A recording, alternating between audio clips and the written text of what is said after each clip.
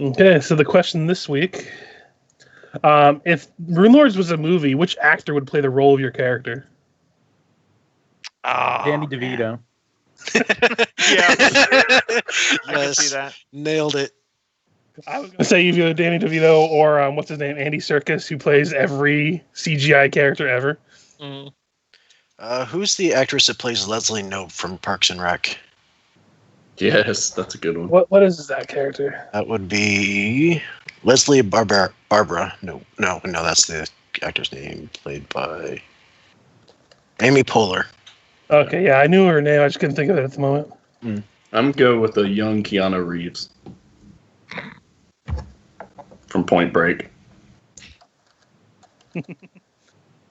Oh man. See, I think they've named all the actors I actually know the names of. You can say that one person from this one role. You don't have to know the name. It's easier for you because you could probably just. Oh yeah, man, it's Voice voice actor. I generally don't. You could know. do Skyrim Charles Martinet, have Mario be your voice actor. Yes. I mean, when in doubt, Nolan North, but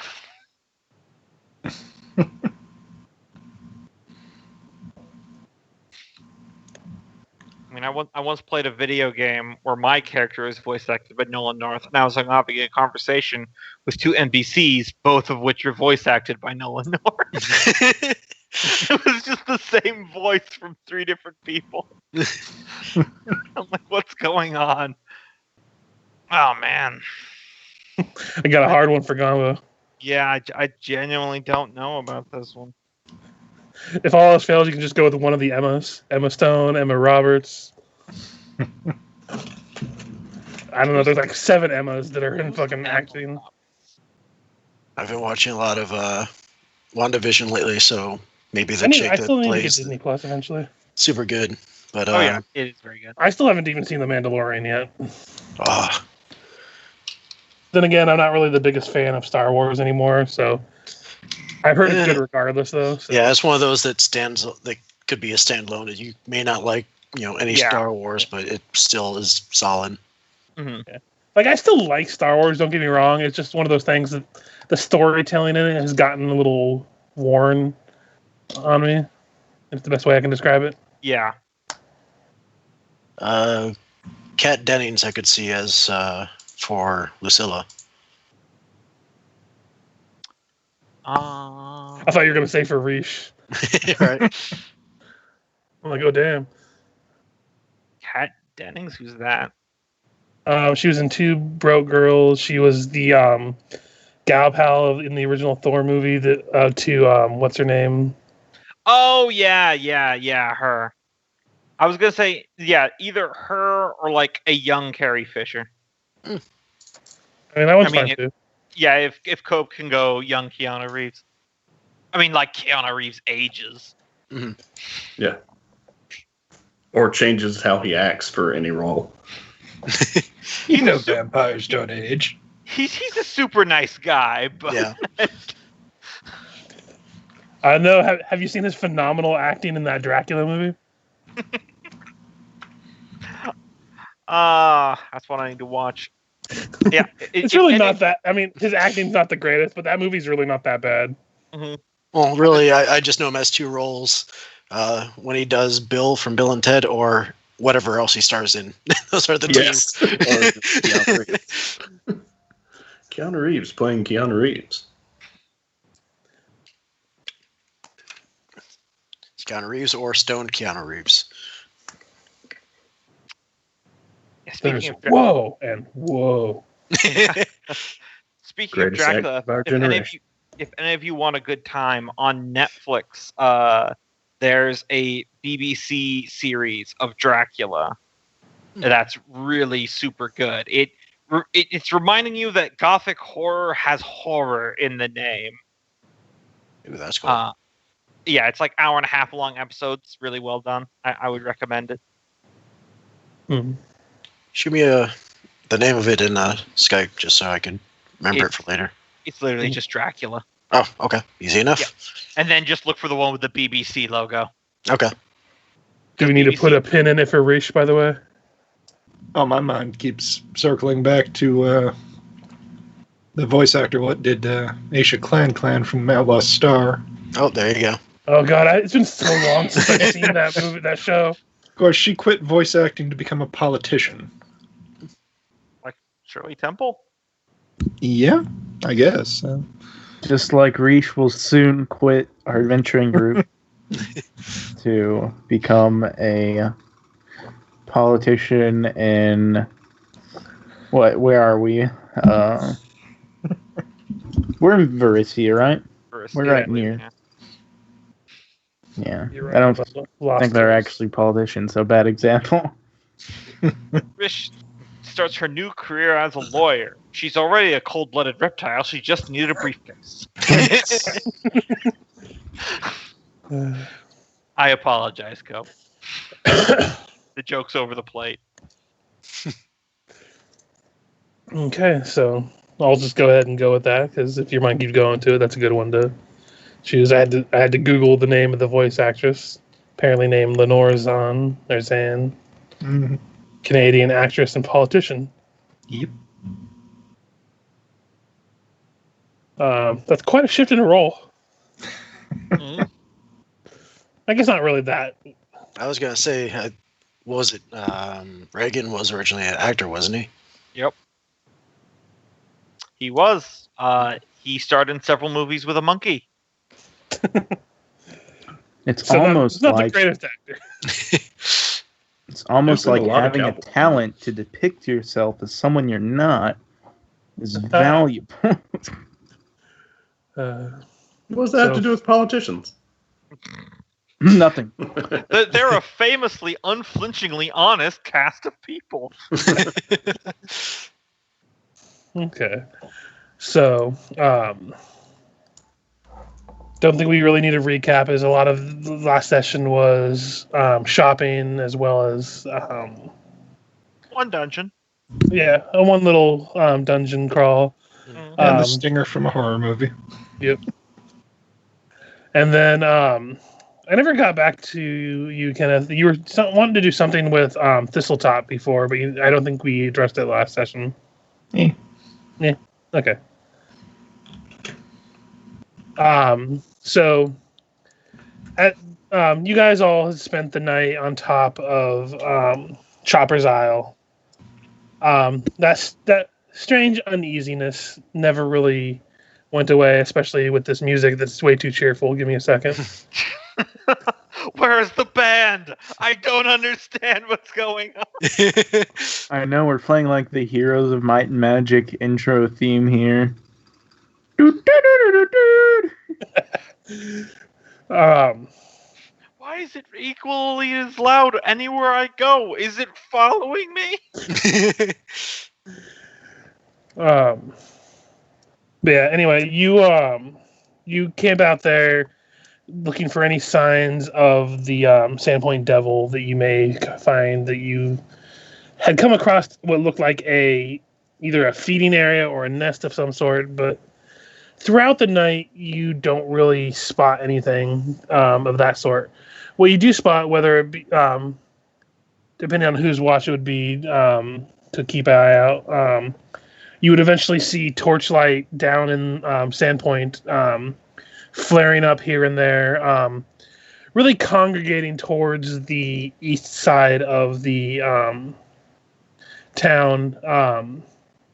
Much more moving torchlight that most people would see this late at night. Though from this angle, you're not sure if you're just seeing things for the first time in this angle, or there actually is some commotion going on. But the rest of the night passes by uneventfully.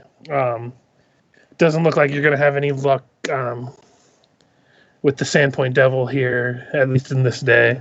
Well, there was some eventfulness. I mean, Yeah. Ephixa came back with camping supplies and campfire snacks. Yep. There was some events to be had. Most of it had to do with certain key characters learning what s'mores are. Of course, you put the mallow on the stick, and you toast the mallow. I imagine that's the favorite part of Gogmert. Do we actually use the plant marshmallow? No, you Probably. use DJ. It's a real thing. I love burning things you could have just left alone.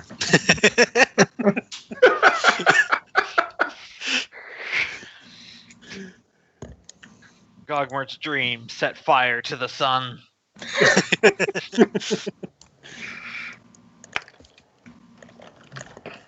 But yeah, you're in the early morning after eating probably your fair share and filled of some tasty sweet treats and I'm sure some savories.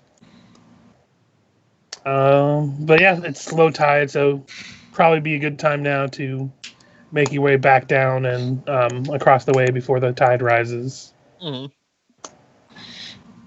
Where do you all go? See, there's no Sandpoint devil. It's merely the common ursagriff. Isn't that an owlbear with wings? Shut up. Technically, don't all owlbears have wings? It's Old Man Jenkins in a costume. No, owlbears have feathers, but no wings. But I Sorry. do think they have talons. A slight tangent, and then we'll get back on it. I mean, does anyone ever ask those land developers from Scooby-Doo that are trying to scare people off the land, like, so wait, and a scary costume was your first idea? I want people out of this amusement park. I better dress up as a clown. You should have just said the N-word on Twitter.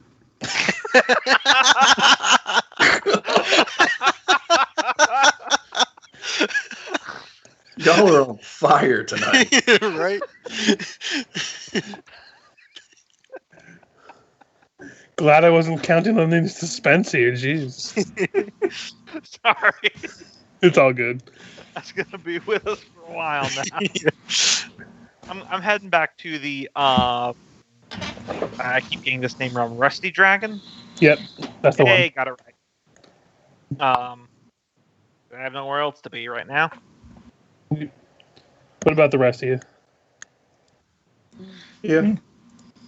A little too much sleep and food. Time to go get some sleep and food. Of course.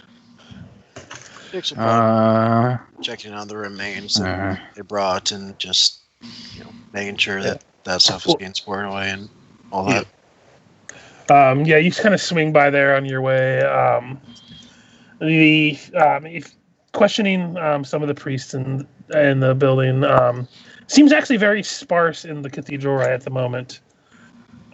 They do speak of that the burial happened during the night. The father wanted to lay the child to rest as quickly as possible, so they laid him to rest and plan on making a tombstone here in the next coming days. Okay. Yeah, let me swing you to the Sandpoint map.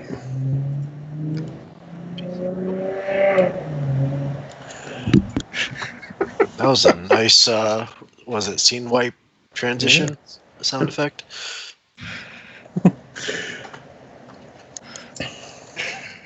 Wait, was there a sound that I missed? Yeah, someone in Sandpoint got a sports car.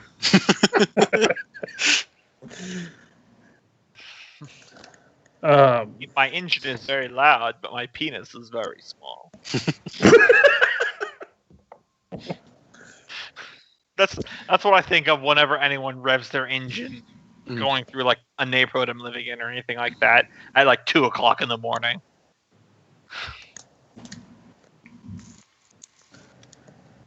Sorry. That's all good. So yeah, after you check in on the situation from the previous night, you make your way a little bit behind the rest of everybody else to the Rusty Dragon. The Rusty Dragon, as you open it up, again, is relatively empty compared to what you're used to seeing. Though you see sitting at a table, Sheriff Hemlock, kind of sipping on a early tea with Amiko behind the bar. The sheriff kind of looks up as you all enter. He's like, "Well, good morning. Hope I catch you all well." Geez, it's pretty gloomy in here. Who died? Yes, so we have to talk. And he's like, I heard you were staying in the room over there. You mind if we all adjourn to speak? Kind of looks at all of you. Look back to the rest of the group to get a polling consensus. Is this something we'll need drinks for? I'd prefer you all to keep a clear head for the moment, but probably at the end of the day, yes. He's just over there ordering a hearty bacon-based breakfast. By the way, did anyone actually ever go and tell the sheriff about Gogmert when, I think Lucilla and Gogmert had talked to Amiko? Yeah. And she had advised to go talk to him about it. I haven't yet. We went to Chopper's Island first. Okay. Yeah. I was just making sure that we clarified that before I continued on and stuff. Yep. Don't worry about me. As he looks at the rest of you, he's like, although, is he part of your adventuring band? I recall that you lost one. Did you find a replacement so soon? For the time being. Well, as long as you vouch for him, I don't see the problem. Just come with me. I have much to discuss.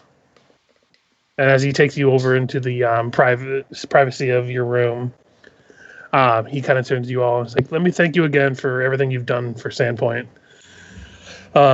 It's fortunate you've proven yourself so capable, because we have a new problem that I wish I didn't have to involve anyone with, but it needs to be dealt with before things grow worse. He kind of stands back as you all look at him, and he kind of takes a small breath before he continues. Put simply, we have a murderer in our midst. I fear he is one who has only begun his work. Some of you doubtless remember, and he kind of looks over to Fix, the late unpleasantness and how this town nearly tore itself apart in fear as Chopper's slayings went on unanswered. I'm afraid we might have something similar brewing right now. Is it a copycat, or do we think he's back? He's not back. This is a different, basic, for lack of a better term, different MO. Okay. Last night, the murderers struck at the sawmill. There were 2 victims, and they're in pretty gruesome shape. The bodies were discovered by one of the mill workers by the name of Ivor Thorne. And by the time my men and I arrived on the scene, there was already a crowd of gawkers that had sprung up. I have many of my men stationed there now, keeping it locked down and keeping the looky-loos out. But the thing that bothers me isn't even the fact that there's 2 dead bodies inside. It's actually that this is the second set of murders we've had in the last 2 days. What was the first? Well, first, I would like to ask you for your help in this matter. My men are good, but they're very green and barely able to handle themselves against the goblins. And what you're facing now is far worse than any goblin I've come across. And I need help, but I'm afraid that you'll need the help too, as I think this murderer knows one of you. As he reaches into his pack and he pulls out what looks like a bloodstained scrap of parchment. And he's like, this is addressed to you, as he handed it to Fix. Okay. And I'll show it to you here. Secret admirer.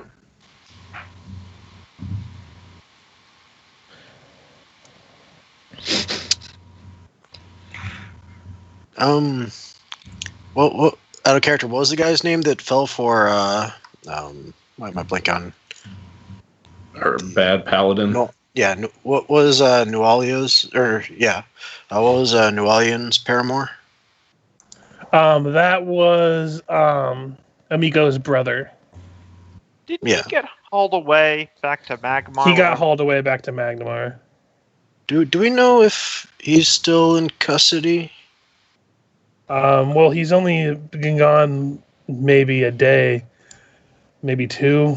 It doesn't seem like this is something he would have been able to do so fast. Okay. Because I Also, could only.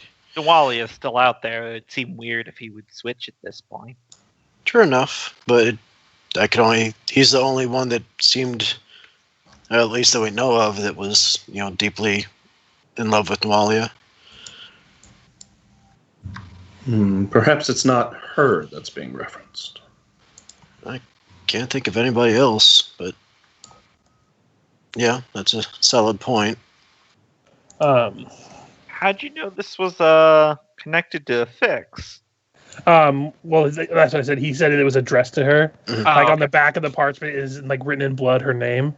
Ah, nice. He's like, I have a feeling this was left there to throw suspicion onto you. I don't believe it would be any of you. Fix has grown up here, and she's been an upstanding citizen as far as anyone else is aware. We were also trapped on an island all night. A remarkably good alibi, actually. He would probe you about it if you were to tell him of the Chopper's Isle thing. Yeah, I'll just summarize by saying we were going hunting for that our new halfling friend here was wanting to go hunting for the Sandpoint devil. So we basically just spent the night wandering around the woods on Chopper's Isle and not finding anything at all.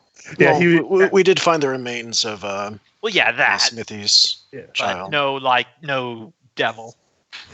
Oh, yeah, when you tell him all this stuff, he'd be like, I would advise you not to go spreading all this stuff around. Rumors of you on Chopper's Island, as well as a murder, people are automatically going to piece you two together. Just on the safe side, there's a lot of gossip in the town. But yes, I would like your help. I would like to, in essence, deputize you all to help solve these crimes. If you would wish, well, as we travel, I can relay the lead that we have as of yet. Internally, Ephixa is just going, while looking at Gogmert. Like, not gonna say anything, but well, he did ask if you vouched for him. Yeah. Well, not saying anything, but just her reaction is side eye. Right, Deputy Gogmert. That's scary.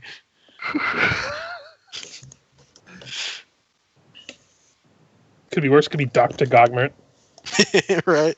Deputy Gogmert here. Put all your squirrels in the bag. But I'm sorry, did I misunderstand when you said that you thought this letter was to throw them off? It was like to put suspicion onto you all as the murderers. Is basically how he was saying it. That he thinks that's why it was left there, to put suspicion on all of you, since you're a lot of you are out of towners, and you've all been kind of traveling together. And other than Fix, the rest of you are all kind of a wild card. Is basically how he was explaining it. I don't know, because my suspicion instantly goes to anybody that was particularly affectionate or interested in Nawalia. That's why I was asking about. Well, the reason he thinks it was to throw suspicion onto you all is because it was addressed to you, and it looks like whoever wrote in the same handwriting, and it is addressed to you, and it is those words to you. Is essentially the best way I can describe it. I'm trying to explain how he would elaborate it, but it's hard sometimes.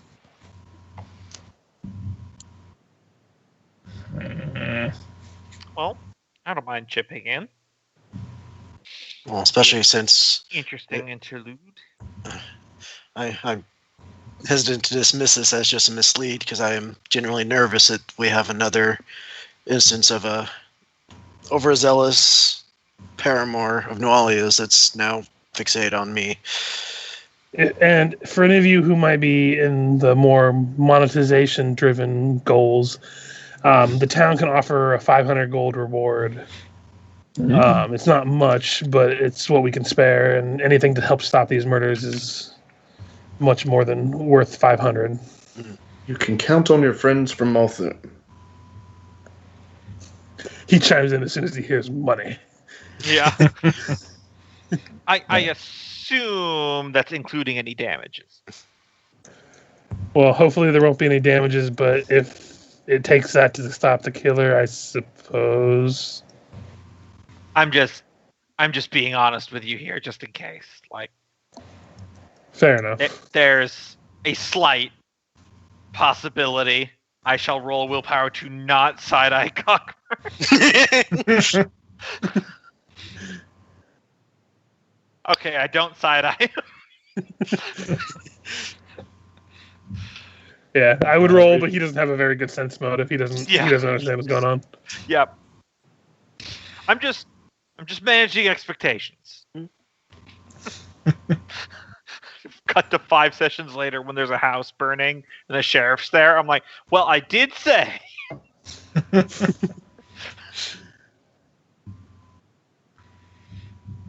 Yeah, we'll definitely do what we can to sleuth this out. Okay, well, if you come with me, I'll begin to discuss with some of the leads we have. Mhm. As he talks to you, he's like, talks about the lumber mill itself. It must have happened during the night when the lumber mill was still in working order, as they've been working during the nights now as well as the days, much to the chagrin of the townsfolk.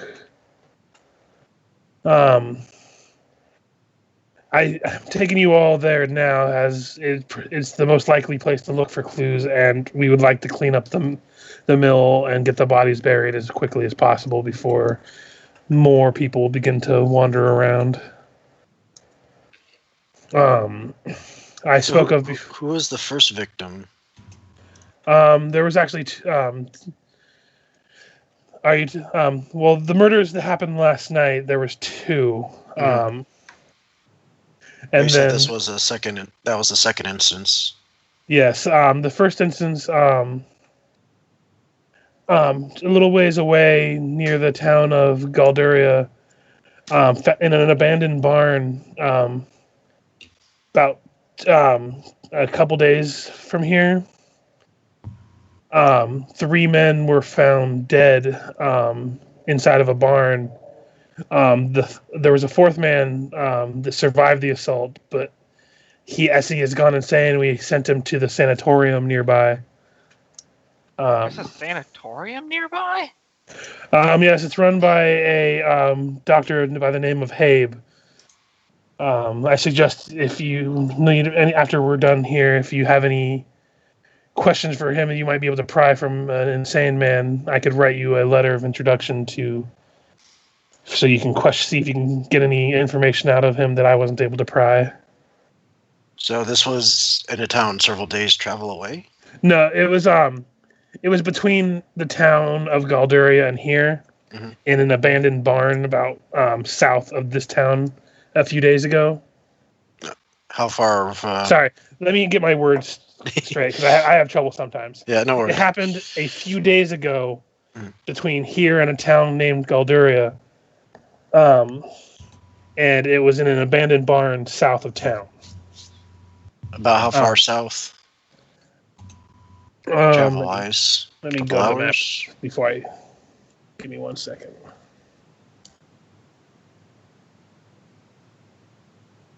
It was probably like half a day's walk south.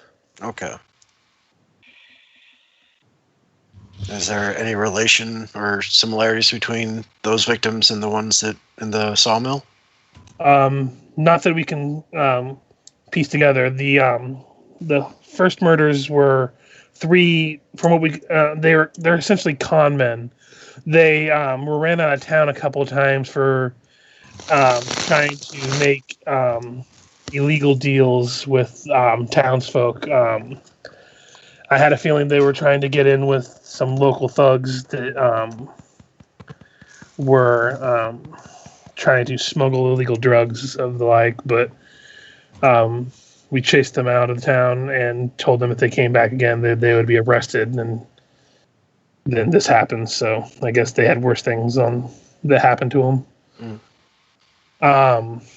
And then he talks about he talks about the lumber mill here.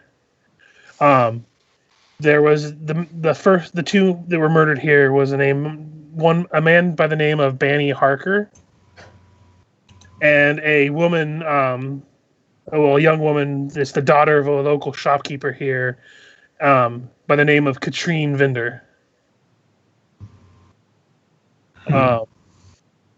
Would Ephixa know if they were in a relationship or were in other relationships? Roll me a knowledge local.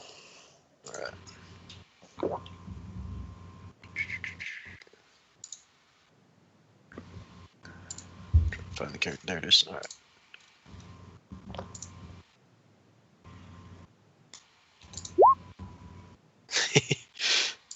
No, you don't really know anything about any kind of romance that they might have had with anyone else or anything. You know of who they are by name, like passingly, even with like that you are from the town. Katrine Vinder was the older of the two daughters of the shopkeeper Ven Vinder, who owns the general store. And then Banny Harker has just been a one of the people who run the mill for the Scarnettis. Okay, but neither of them are like married or. Well, if she doesn't know, she would ask. Were any of them in a sort of relationship, or because I'm trying to draw some sort of connection. If 3 con men were murdered, then this could be somebody that's pursuing a sense of justice, or their own righteous vigilantism, or just random, opportunism. He thinks about it for a second, and he was like, "No." Banny had occasionally seen other women and gone to the brothel in town before, from what I know of. Though in recent memory, I can't think of anything. Wait, there's a brothel in town? I mean, yeah. Fix got interested. Yeah, go ahead and roll your sense motive, by the way. Wait, was this the one that? Yeah, he blushes heavily when he mentions it. When you actually like kind of blurt out that there's a brothel in town, he's like, he blushes deeply, like, he's been there before. That's his motive. Yeah, Fix is generally surprised. She had no idea that there was such a place in town. I mean, pardon my character read, but Fix seems like the type of person that thinks hand-holding is only for when you're married. The brothel is in the church's basement. You walk into the brothel. You see Nasarima there. Oh God! And then the town explodes. Too late. But then, yeah, he continues, like, Katrine Vinder, I don't really wish to speak ill of the dead, but there's been rumors going along about how she has been more flirtatious than even her sister had. I believe your former compatriot had some run-ins with her. Wording. Haha. I say that out loud. Right, So, they're both dead. Sorry. Yeah, so we had actually arrested Ven Vinder during the night. He is the closest thing we have to a lead of who might have committed this murder, as he is very strict with his daughters and very adamant that they are too young to date. So the only we have to go on is maybe there was a crime of passion, but frankly, I don't think that he could have possibly done this. We're just covering bases at this point. In our curiosity, what vendor could be a vengeful vendor? I like what you did there, but is there title of your book, by the way? Yeah, I know. Sorry, I know is- I already used that joke. But... Yep. So is there so what made you draw the connection between? Oh God, there's the subtitle. They were looking to buy. He wanted to make them pay. Man, you guys are on point tonight. Yeah. Oh man, well there's like a tagline for a Curse of the Crimson Throat vigilante right there. Okay. Write that down. So so what makes you believe that the murders at the barn and at the mill are connected to the same Killer. perpetrator. Well, you see, that's where we wanted to call upon you all. In addition to the note we found, they all had one thing in common. They all had a star carved into their body somewhere. Can you draw out this star? I don't really have any paper on me, but it is a 7-pointed star in a circle. Out of character, that's the Runelord, or the is that the symbol we've been seeing quite a bit? That is the Sahedron star. You saw that on a holy symbol that Nuwalia had, as well as you just have seen it a few times in different ruins so far in your travel. Yeah, I pop open my journal because I've definitely made a sketch of it from the ruin. And I like this one. Yeah, that would be it. It seems like you already might have more leaves than I have. Quite possible. Anyway, Also, doesn't that magic shield turn into one? Yes. That ring that can turn into a shield. Oh, the one that Vix flexes and produces. So, yep, that would be the one again. Man, we are carrying a lot of incriminating things. Yes, I suggest you don't flash that around at the moment, just in case anyone else got a sight of this. And like I said, the one who found the bodies by the name of Ivor Thorn, he is also down in the barracks, as we wanted to keep him safe to question him, and generally thought maybe you might want to question him at the after you're done here, as he kind of you all kind of arrive at the lumber mill by this point. Yeah, as you get to the lumber mill, it stands on the shore of the Tarondarock River. It is the river here on the east side. It's number 25 on the map here. Yep, okay. I figured. As you approach, as you approach, there is a sizable crowd gathered outside that are fairly loud and talking, yelling, and questioning the guards. The guards are telling them to back off, and this is official business, and to return to your homes and everything, but it doesn't seem to be working much. Go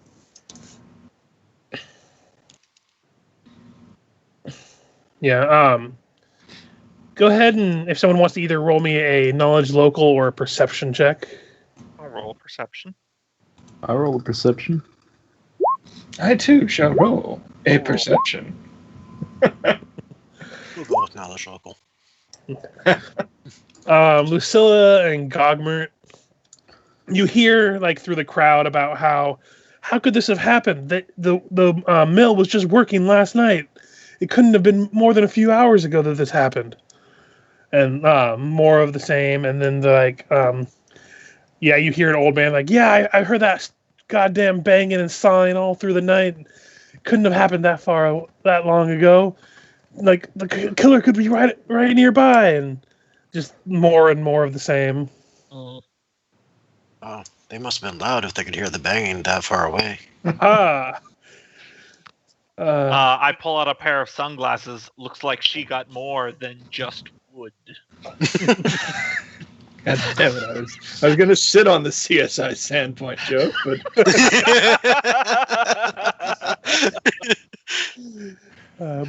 the mill is a well-built wooden structure with very thick walls.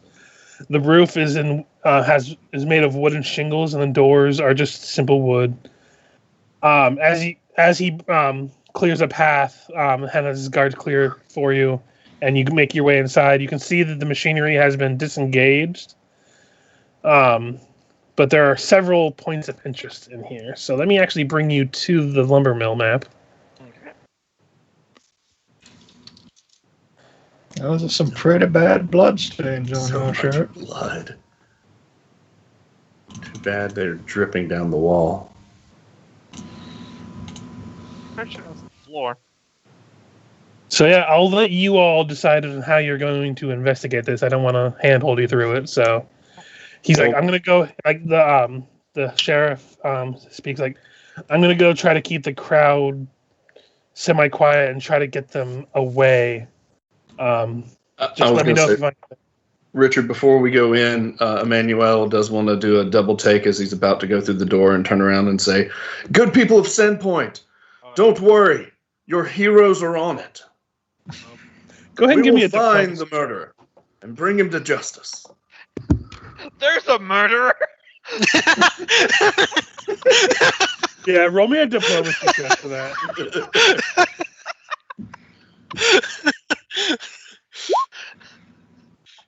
Well, the good news is they already knew there was a murderer.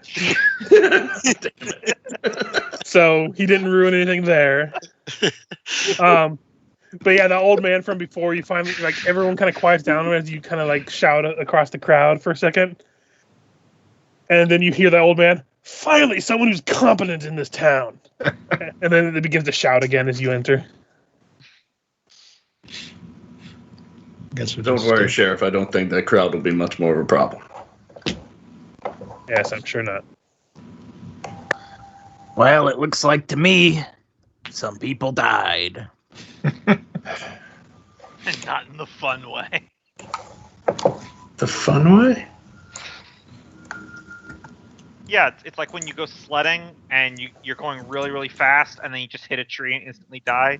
You're having fun until you died. Oh. All right. Things are going really well until they weren't.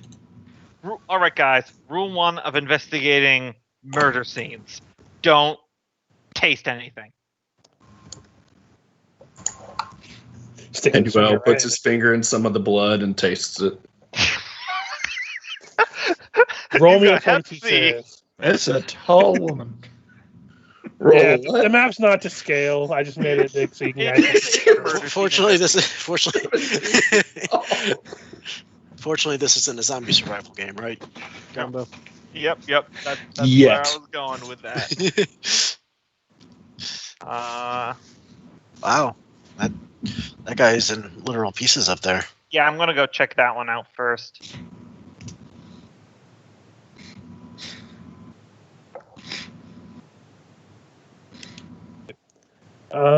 Yeah, looking over, this is clearly Harker's body, the man, who has been horribly desecrated. He had, despite what the picture is, he has been affixed to the wall by several hooks, normally used to hang machinery. Mm-hmm. The body has been mutilated, the face carved away, the lower jaw missing entirely. His bare chest is defaced, as well as bearing a strange rune in the shape of the 7-point star that you know of as the Sihedron rune. Let's see. Go ahead, and if you want to examine the body any closer, go ahead and roll me a heal check. Okay, I don't think it's my best skill, but I'll give it a shot. Bam. 5. Good thing Fix. Yeah, so Fix, as you're examining the body, you see the presence of several more additional wounds. Unlike the deeper slashes on the body, these smaller gashes seem to almost been made by claws. Claws from a 5-fingered humanoid-sized creature. And let's see. It also, as you've gotten close to this body, you notice this general scent of lingering decay in the air, almost as if it smells like, you know when you smell roadkill that's been on the road for a couple days? Mm-hmm. It smells like that. It smells like an animal has died somewhere in the room, and it was allowed to ripen. Are there any bite marks or anything on this corpse?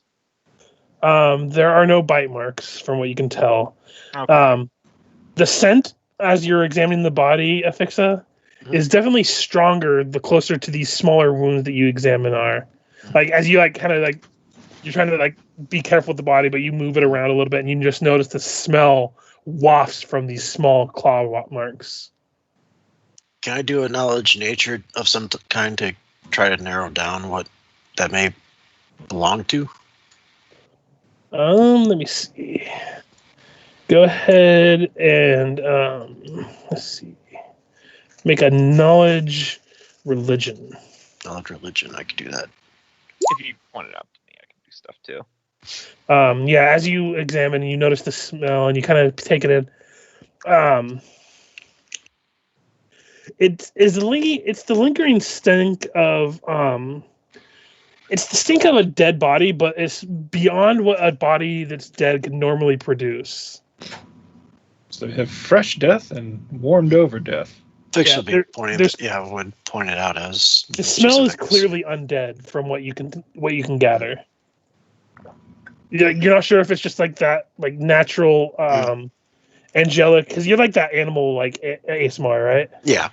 So like you're not sure if it's just the inherent qualities of your natural sense or just something beyond that, but you definitely get the sense that there's something undead that had left those wounds. She would be pointing that out to Lucilla as she's kind of investigating as much a, live narrative. Yep. Sounds like it did just become an undead thriller. And what about before we go back to you while you're thinking for Lucilla, what about the rest of you? What are you all doing? Emanuele's going to come down here and examine this body. And he does. Smell and taste the blood a little bit. I thought we were... I did mention the whole, zombie sprawl thing, but, we could very well be looking at that all of a sudden. Yeah. You're actually tasting the blood? Yeah, he already did it. Already said he did, so I'm not pulling it back. God. What were you saying, Michael? I said I just figured that the three of us were looking at this body over here. I just didn't want to just assume stuff. Looking at this body, this poor woman was clearly killed. Like it looks like she was, while she was alive, had been pushed into the saw blade of the log splitter nearby. Her face is a ghastly mess as it has been cleaved down. It goes down her side of her face and down halfway down her chest. In addition, right next to her is this axe that has been embedded near the floor. The handle is covered with bloody finger marks. It has a strong sense of that rotting flesh smell.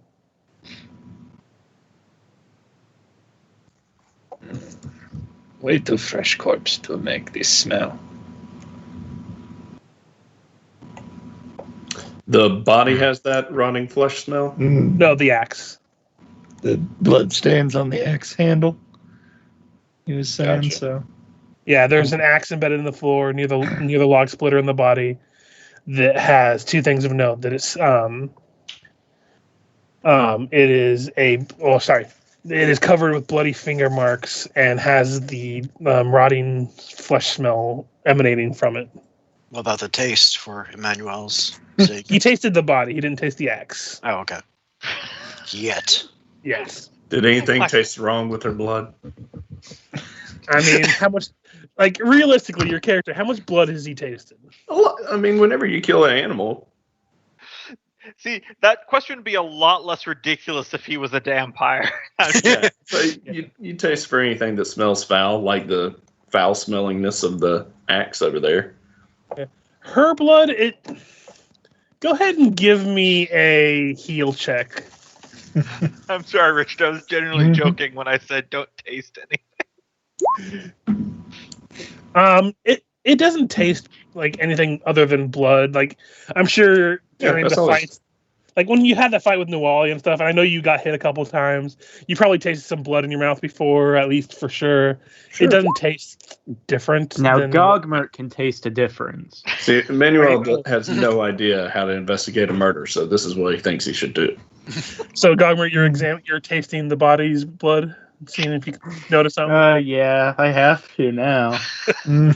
I love that of the party of the three to the south, the actual lizard person is the one that turns around and isn't somehow consuming the dead body.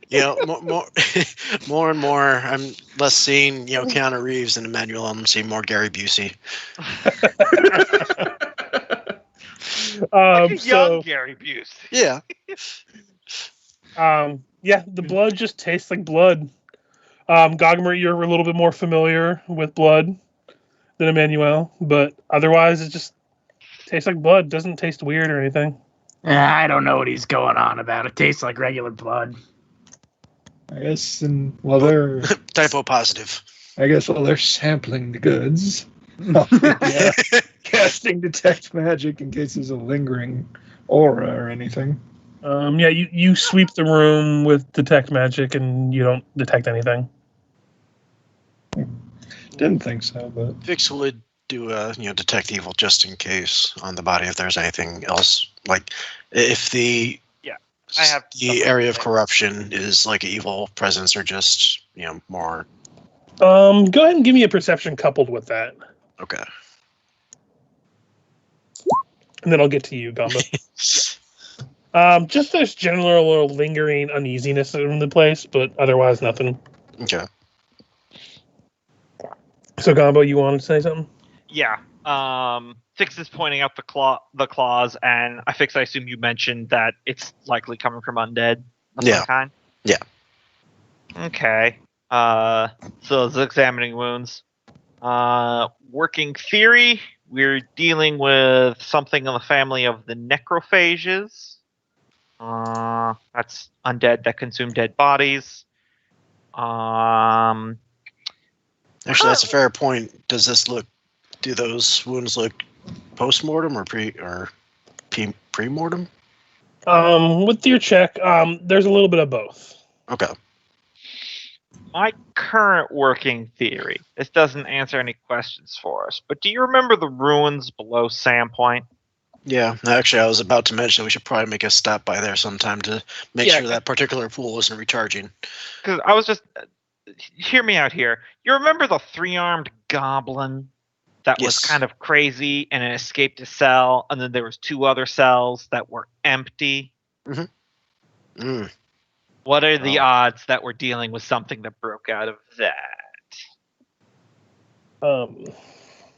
So I don't know up to the RP here, but I did forget when you guys all entered, I would like you all to make survival checks as well.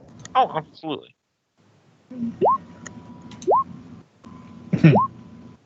I have literally not rolled above like a 3. That was a 9. Still. That'd only be 1 higher anyway. I have not rolled a double digit all day. Damn, look at Gogmert survival. Whoa, I'm playing a druid. Right. But still, plus 13. I mean, I'm level 5? I'm just waiting to bust out my lore master where I can automatically take a 20. I've got a 10 in linguistics just because I've been putting points in it. You think that's crazy? Give me a second. You think that's crazy? I have a 15 in stealth, and it's not even a class skill. Jesus. Yeah, that's you get plus 4 for being small, right? Yep. And goblins get a bonus too, I think. Yep. Yeah, they get a bonus on top of the small bonus. Jesus. In addition to... So as you were all looking when you first look in here, Emanuele and Fix, you notice that the struggle that clearly took place here. It looks like it again happened several hours ago. It looks like the man died relatively instantly, as there seemed to have been a struggle involving the woman. Then these marks. Does it look like the body was dragged as well? It looks like both of them. It looks like both of them were dragged around a little bit, but the man's body was dragged way more. And in addition, Gogmert, you also noticed that in addition to the several footprints and prints that are kind of lingering across the sawdust-strewn ground, which you see a bunch of footprints in the sawdust. You notice that one of them in particular is not only barefoot, but reeks of rotting meat. So there's clearly someone here that came into this place that was barefoot. So not only is he a cannibal and a murderer, he's a nudist. The second one. Okay. Sounding less and less like a Jersey Devil and more like a Bigfoot. It's that goddamn. Well, gentlemen, ladies, I think I've got it figured out. Oh, this should be good. Mm. Oh no! What is it? Clearly a blood lover on your spat. cheek? Clearly a lover spat. Our Katrine here disagreed with Banny. Ended up chopping him up in that room. On her way back in here, she accidentally got her axe stuck in the ground. While trying to remove it, she tripped and fell into this saw blade and then rolled onto the floor here. I think we can tell the sheriff there's no murderer. The Sandpoint townspeople will be happy to hear. Did he do it? I What? do not And think he's I all do. strung up on hooks in the other room because they were secretly into some Zon Kuthon shit? Also doesn't explain death smell. And the claw marks. Mm-hmm. Well, we can put a pin in that one, but I think that's what happened. Also, what's that red stuff at the edge of your mouth? Blood. Oh, we were tasting the blood. Yes. I said rule 1. Rule 1. Don't taste anything. I'll be fine. Nix and I were determining that most of this stuff probably came from an undead nature. Do you know how much of that stuff is transmutable? All of it. All of it. Well, then you're clearly wrong, because I feel fine. For now. He's starting to sweat. Ris'sh gives Shine to the rather awkward look, like, maybe kill him and be safe. I'll keep an eye on Gogmert. Gogmert, you keep an eye on me, okay? Do we want to check upstairs, see if there's any signs of something up there? So those are stairs. Well, I assume so. Am I mistaken? I think they put stairs in here. Let me double check, but I don't think this is supposed to be multi-level. Okay. Oh, you know what that is? That goes up to the place where they throw down the broken up timber that they're not using. See this little pile here? Yeah. Okay. Just in case, I'm going to go back to the first body over here. Mhm. And this probably won't yield anything, but it's a cantrip, so what the hell? I will cast Sift. I can take a perception check at a -5, and it basically detects everything within like a 30-foot radius. Or a 10-foot cube, sorry. Okay, go for it.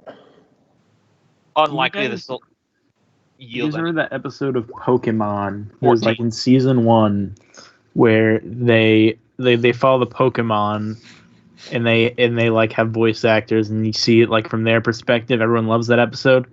Mhm. In the TV version of Our Rise of the Runelords, we have one of those for all of our animal companions over here.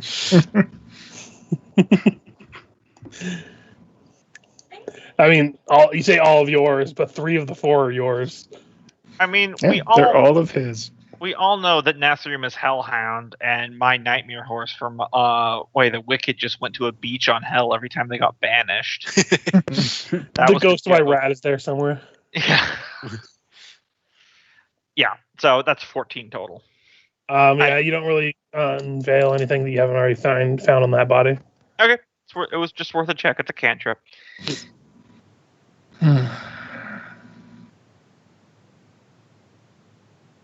So, to sum up, we have some sort of undead murderer that is obsessed with Ephixa.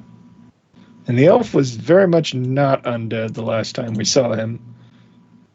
Is there any way I can do a knowledge roll of my own to try to identify maybe what sort of creature the claws come from? You'd have to have a little bit more to go by than what you found on that one body. Okay. Or take a level in Witcher. I mean, I can take a 20 in any knowledge check right now if I need to. Yeah, if you were just looking over the one body and you saw those claw marks, it'd be a little bit hard, even with a natural 20. And I don't really want to say that you'd be able to just get all the information from a couple claw marks. That's fair. I have hunches, but I'll look over the other body while I'm at it, since I'm convinced Gogmert and Emanuele just spent the entire time down on hands and knees licking the floor. Not as wrong as you think. Just wait till they start snorting it. So yeah, looking over the body over here is again, it's looks like it was pushed through the log splitter, and then the axe that is embedded nearby looks like as if it had been dropped and it had just kind of dropped into the floor. This floor, even though the artist that did this is a fan one, this is all supposed to be all wooden floor. Yeah, I figured you said it was a pure wooden structure. Yeah. Does the saw, is it constantly running, or does it look like it's something that needs to be turned on? Right now, everything is off, but it could be turned on. Okay. I feel like that would be more horrifying than the murder to any sort of plant-based PC. You mean you chop up plants in a building made of plants? You monsters! And then later in the campaign, it's a cathedral made of bone. The plant one, yes. How horrifying!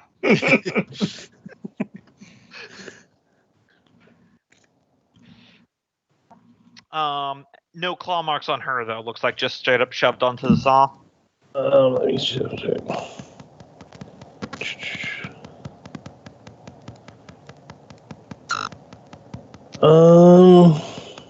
There are some claw marks on her body as well. Okay. Well, that ruins my theory. I mean, no, but yes, your theory is off the table. I think it was ruined before I pointed out the claw marks. Agree to disagree. No. Anyway.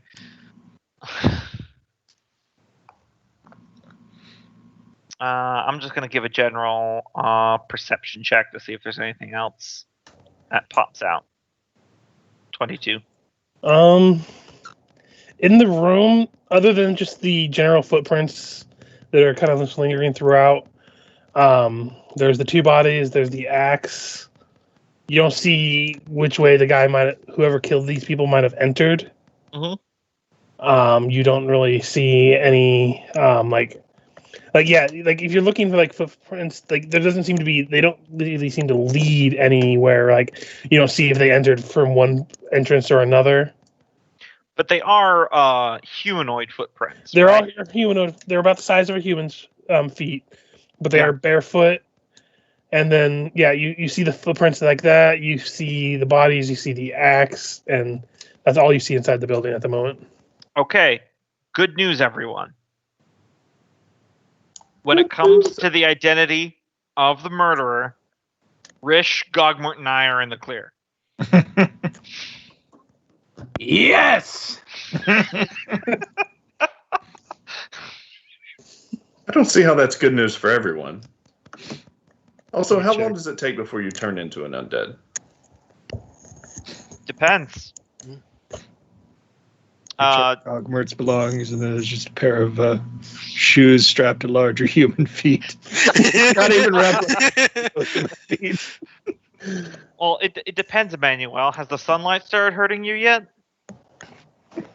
I mean, it has in the past. I did get a sunburn once. Well, you should go outside and check. Okay. Anyway. It would be terrible if that's how his character died. Anyways, I've come to the conclusion that they're not here anymore. Good observation. Emanuele, while you're out there, go ahead and roll me a perception check. Also a fort save. No, this was just perception. Nope. Okay, carry on. The killer is underneath the boards here. Yes. Gripped on. With this much blood, you'd think that there'd be traces of which way the person or the culprits fled. Do we want to check the doors and see which way they came out? Yeah, I suppose that'd be a good thing to try and follow any sort of tracks. There were tracks in the sawdust, and apparently it's leaving blood and corpse goo everywhere it touches. Which way? Possibly the flume. In case it crawled up there. Split up, gang. I go check this door. Like Zoink Scoob. Fix will check the front door for any signs of bloody handprints or anything like on the door handle and whatnot. Emanuele, you don't see your reflection. Possibly because this is very muddy water. Possibly. Intelligence check. Oh god. It's happening. That would be a hilarious reoccurring joke. Is one PC just believing they're a vampire? So yeah, anyone who's looking in particular spots, roll perception checks. I did. That's the 18. I was Okay. examining this door here. And then Ris'sh, you're looking up there with a 20. Yeah. Ris'sh, you don't really see anything that I hadn't already explained to the other ones. Yeah. Really, it seems just there's a guy who was like ritualistically hung and tortured, and not even tortured because he was already dead when a lot of this damage happened. But then afterwards, that Sihedron rune was carved into him. Yeah, I'm more looking for trying to follow the footprints. Lucilla, you got an 18 over there. You do actually find a set of muddy footprints that, as you're looking, like you kind of poke your head out and you look over. It seems to be like there's some muddy footprints that kind of go up from here, like that. Gotcha. Are these like oil lanterns or torch conches or something? More free ever burning torches. Unfortunately, these are not ever burning. Yeah, they're like lanterns. Are they currently lit? They are, but you see a couple of them look like they need to be refilled, so they're a little dim in certain spots. Okay. Fix will take out one of her holy symbols and just kind of hold it up against the flame for a bit. Okay. Looking for anything in particular? Or? You'll see soon enough. You know, Lucilla, we have a saying in the Thistletop Goblins, okay? It's, if you leave it alone, it might not notice you. Alright. That's an interesting saying. Does that work 50% of the time? Huh? Did that work often? Oh, works for me.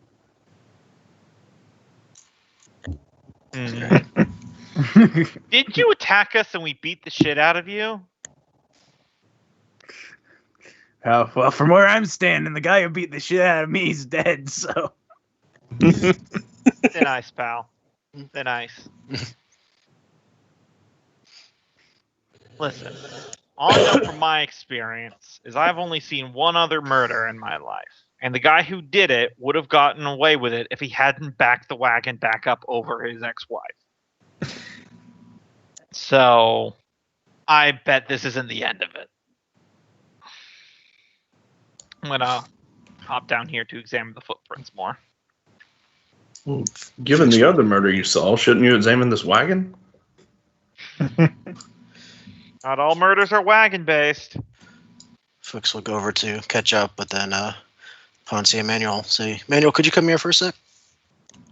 Also, Emanuele, a common sign of undeath is losing your hair. Fix, I don't know if I need to see one of your clerics or not, but I can't see my reflection in the water. Oh, I have a solid test here, and she would hold out the holy symbol. Hold on to the holy symbol. If it burns you, then it's very risky, and we might have to look deeper. And Fix is holding up by the chain, by the way. He grabs it, thinks nothing of it for a second, and then, what's it supposed to hurt like? It's not supposed to. It's just a silver holy symbol. It's very hot. Ephixia's eyes will go wide and quickly take back the holy symbol. Manuel runs this way a little bit, runs this way a little bit. What the fuck am I supposed to do? Gogmert manages to hold in his laughter. This is serious. I'm gonna go to your church.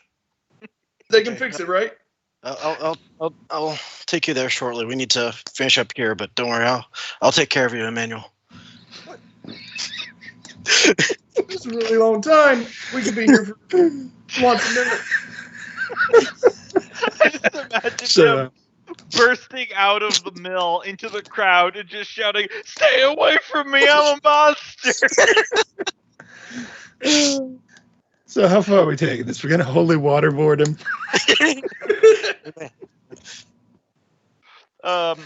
I'm gonna do another perception check on these muddy footprints going into the riverbank. Yeah, go for it. 22. Yeah, it definitely looks like they lead from the water into the lumber mill. Okay. The only thing you see as you're looking across is the river going up and down, and you see the marsh across the way from it. So these are just the footprints are only going into the mill, or also out from the mill from here. Mostly into the mill. It looks like if you with the 22, as you look closer, it looks like afterwards there you see some faint blood marks. Looks like they're traveling out the mill. Gotcha. Looks like whatever came from the water returned to the water. Gotcha. So looks like it's coming from the water. Yeah, while Emanuele's freaking out, I fully have to do a pull-up to get back up onto the dock. Because I imagine it's a little bit higher than 3 feet. Yeah. Again, the dimensions are horrible, but... Yeah, no, I get it. I was just thinking about, like, the height of the dock, because river tides and stuff like that. Anyway, well, looks like it came from the river, and then it returned to the river. Swamp is out there across on the other bank. I mean, if there was to be a place to hide.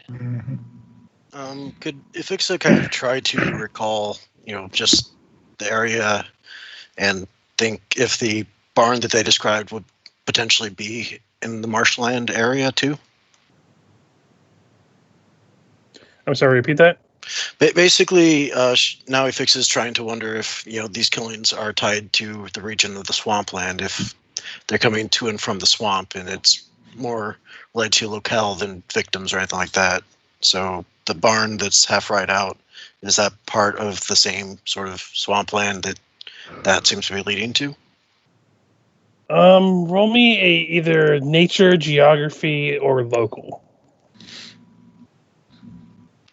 I'll try. And is smart. Cannot track through river. Fix, from what you can gather, the swamp marsh that is over there doesn't extend all the way down to where the barn would be. The barn itself is, any kind of culture that develops is usually close to water, but it's not near any kind of like swampland. Which direction was the Sanatorium? Here, let me switch you to a different map real quick. Sure, no problem.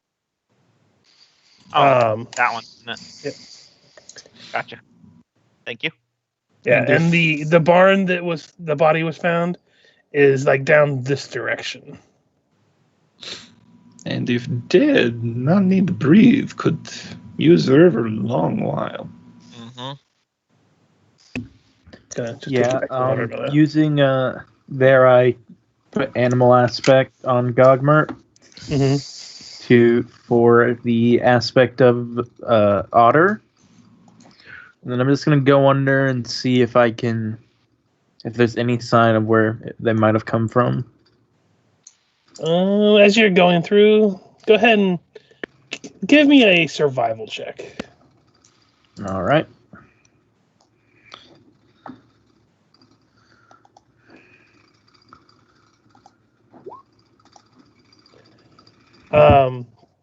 See, you're down there for a good couple minutes as you kind of search. You manage to actually pull yourself up to the other end and out into the little marshy area on the other side of the river. And you're looking around. You see what looks like a relatively dry spot that looks like it bears a number of barefoot human tracks that also have the same smell. It looks like the tracks lead into and from the river, but never away from the site. With that survival, it looks like whoever did this or whatever did this kind of laid and waited here for a while. Like it was like staked. This place was like staked out.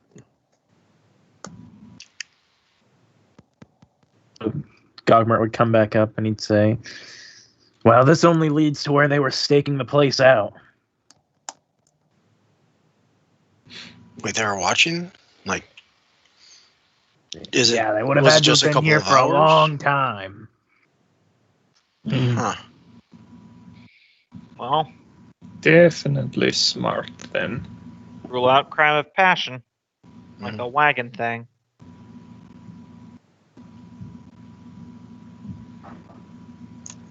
Emanuele, you're right. You look like you've seen a ghost. Can't be a ghost. They were haunting the place. I don't know. Ghosts tend not stink, but never actually met one.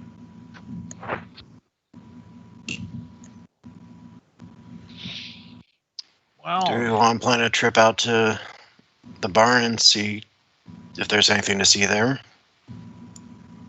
Not until after we go to your church. Might be good to go get a few materials in the process too. he's found faith. Yeah, he'll need it.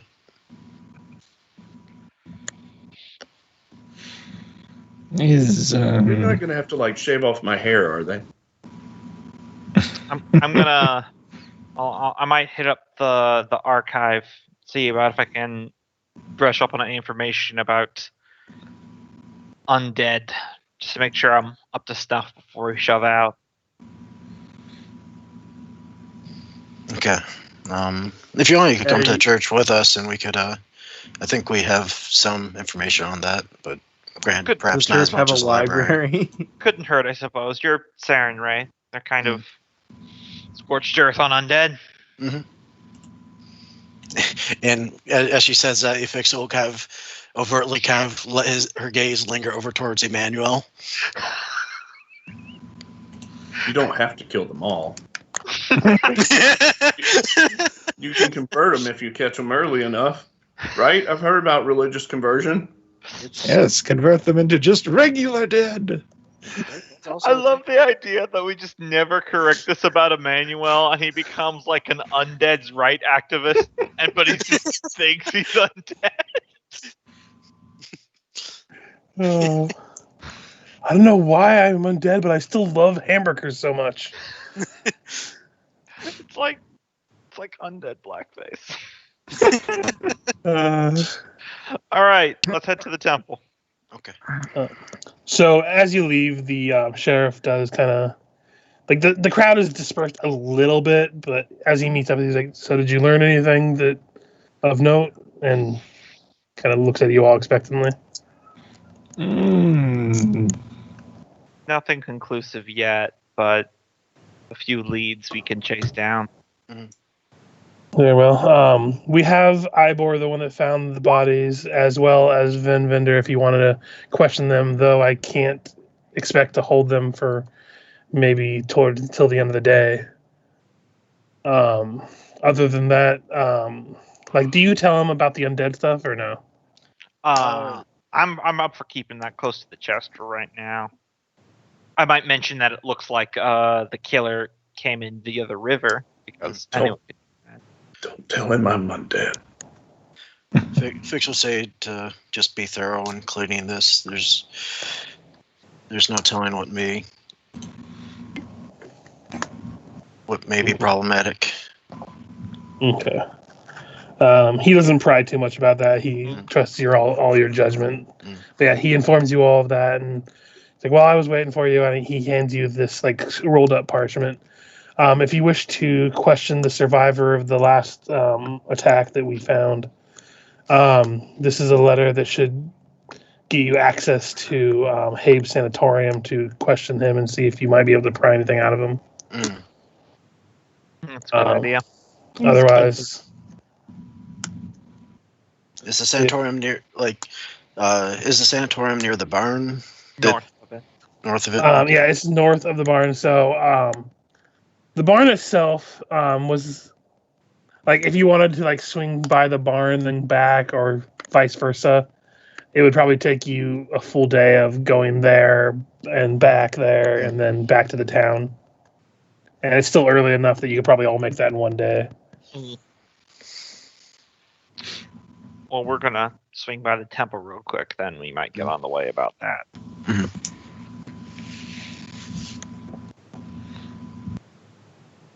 Okay.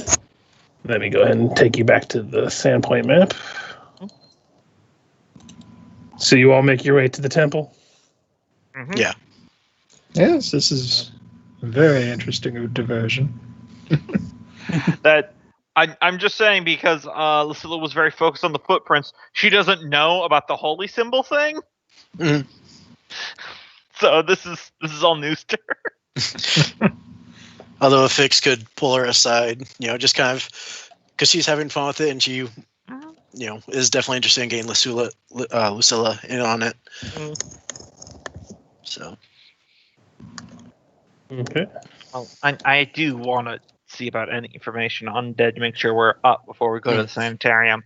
I've read enough stories in Ustalav to know that nothing good ever happens in sanitariums. So that's going to be a thing.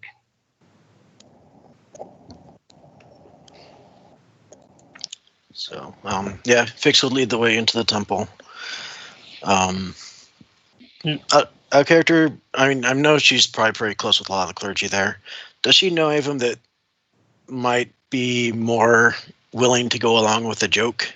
I invite Emanuele in before he crosses the threshold. So there are, let's see. I'm going to look up something, because there's a few of them that might work. Like, this is funny, but we're going to a lot of effort to gaslight this poor man.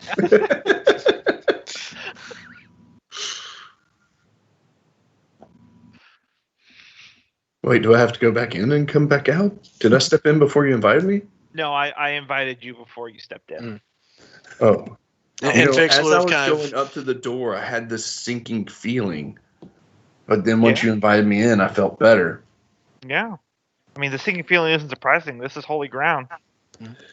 I'm glad we've taken this whole hero thing very serious. Yeah, y'all are a bunch of silly bitches in this campaign. Probably the cleric of Desna that's nearby, but his name is Lovis. He's the most chaotic of the bunch, so he'd probably go along with a prank. Okay, so Fix would insist or go to Emanuele and say, "All right, why don't you just stay here before the shrine and just pray for a bit? Pray for redemption. I'll be right back and see if I could find one of the priests to see what could be done." I'm gonna go see if they have any archive. Hey, Emanuele, try not to think dead thoughts. And I just walk away. Wait, did she say deep thoughts or dead thoughts? I think she said dead thoughts. That's not a bad idea. He's going to kneel down and start praying. What are we doing? So much time and effort on this. It's a side quest at this point. I am determined to turn this into a running gag for the group. Okay, so what you doing? So, Fix would meet up with perhaps the because there is one overarching clergy in this church. Right? Father Xantus is the one that's what I figured. cleric of Desna. He's the one that's largely in the head priest of the thing. Okay. So along the way there, Ephixa will be leading Lucilla and kind of get her up to speed about what she did with the holy symbol, and I'm very I'm not. Rarely do I get a chance to joke around like this, so I would be open to dragging this out a bit longer if you are, if it doesn't seem cruel. Like you're talking to the. I'm talking right now. I'm talking to Lucilla. Okay. Oh, sorry. I checked out. No problem. I was heading off to the archive. I'm like, listen, I'm not much for like lying and carrying this on. So like, I'm not gonna spoil your fun, but I'm not gonna go too out of my way because I mean, like, dead bodies. It's funny. I'm not gonna piss on your campfire here, but just letting you know, I'm not gonna go to extreme. And if he takes a face full of negative energy because he thinks he's immune to it, that's on you. Not as far as I'm taking that. Okay, just checking. All right.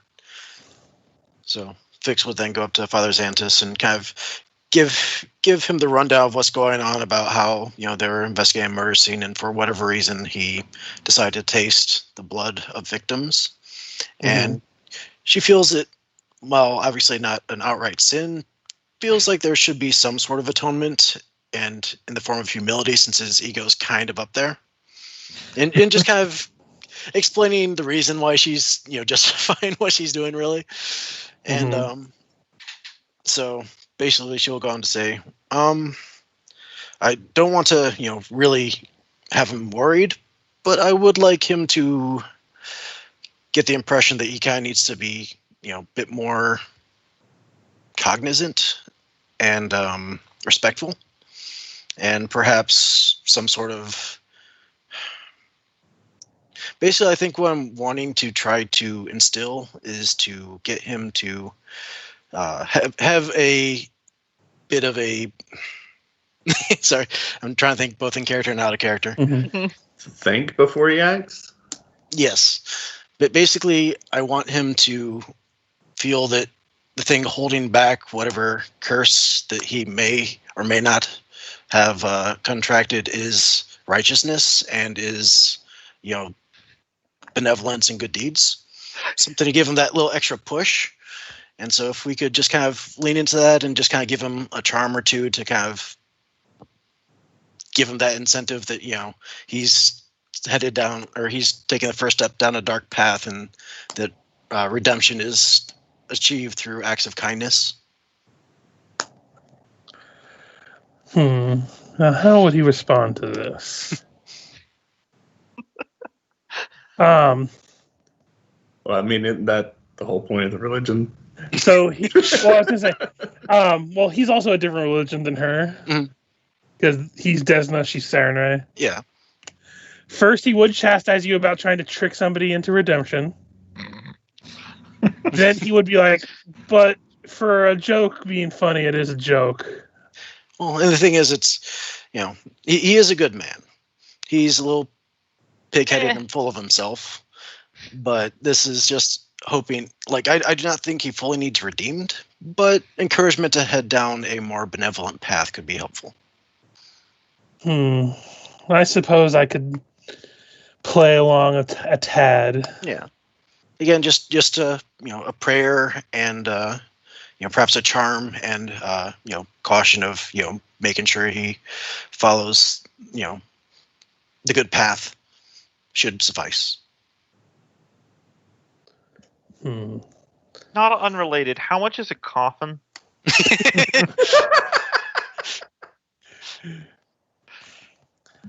Like a basic one. Honestly, in D&D stuff, probably not that expensive considering they use them all the time. Yeah. I have to remember something when I go back to the Rusty Dragon to get my leather armor before we head out.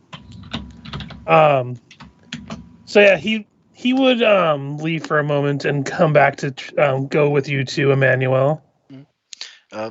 Before they head that way, Fix will say, and I know that this is kind of not the nicest thing, so I would like to, and she would kind of cut off a lock of her own hair and say, a small act of atonement for something that is obviously not the most kind thing, and kind of hand it over and say, the rest of the villagers feel this is a charm. I feel it's a fair exchange for the time being.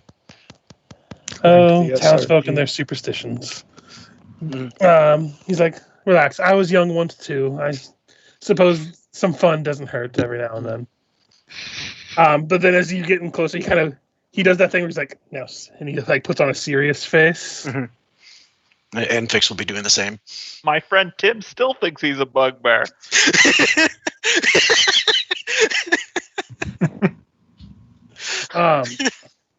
He basically comes up and he's like, young man, I've heard you've done something to jeopardize your own health and the health of the townsfolk.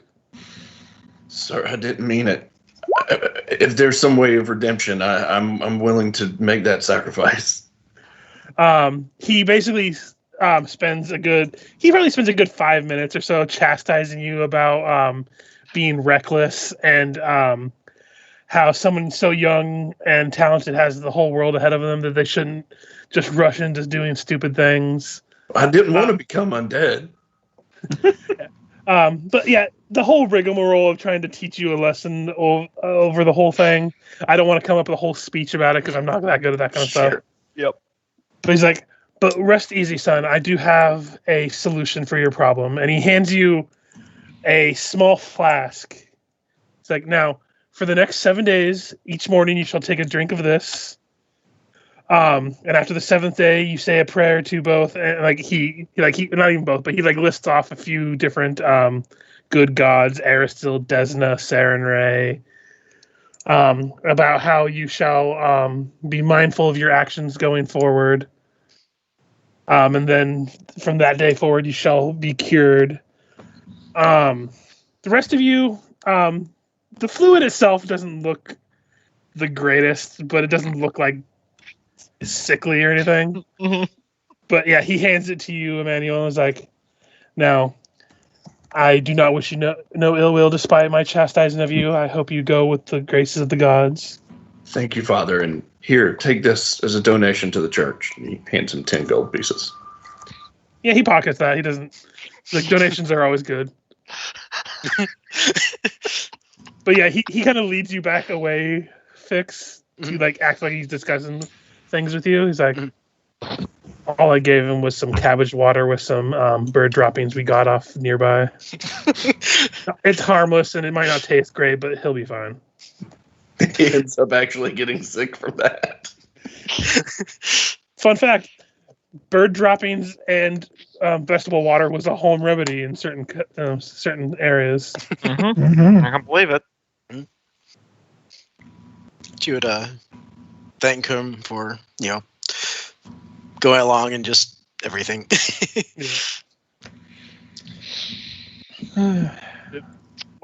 But tangent aside, yes. Yeah, I'm gonna head back to the rusted dragon to get my leather armor because I wouldn't just be walking around with it.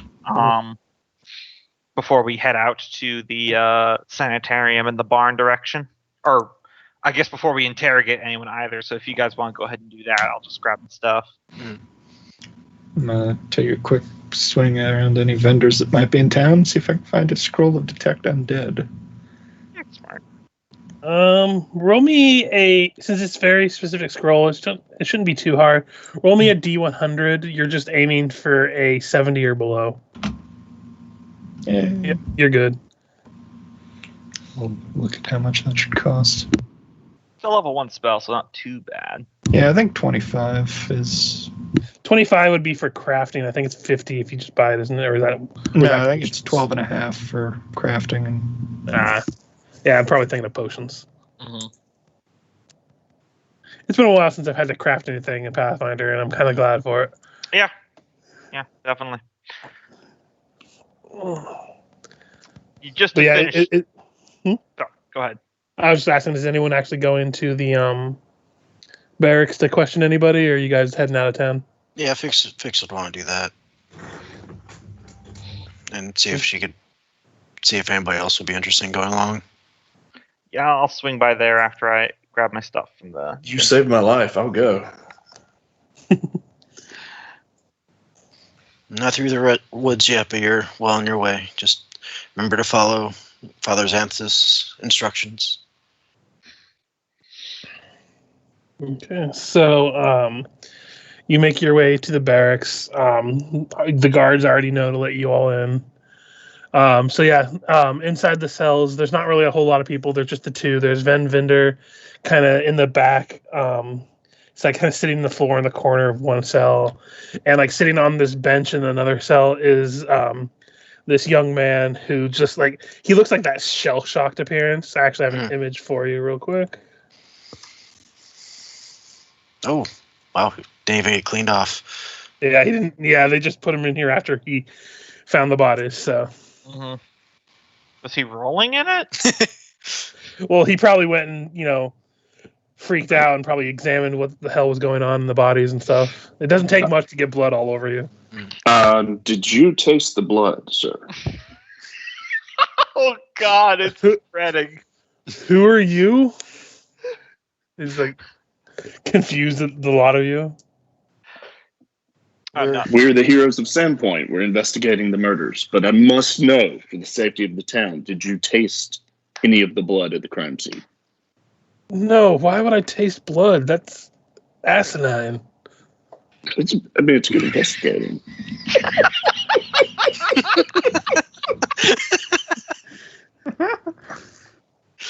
Oh my God. No further questions. I like how he's like scared of being undead, but then he gets very defensive about it.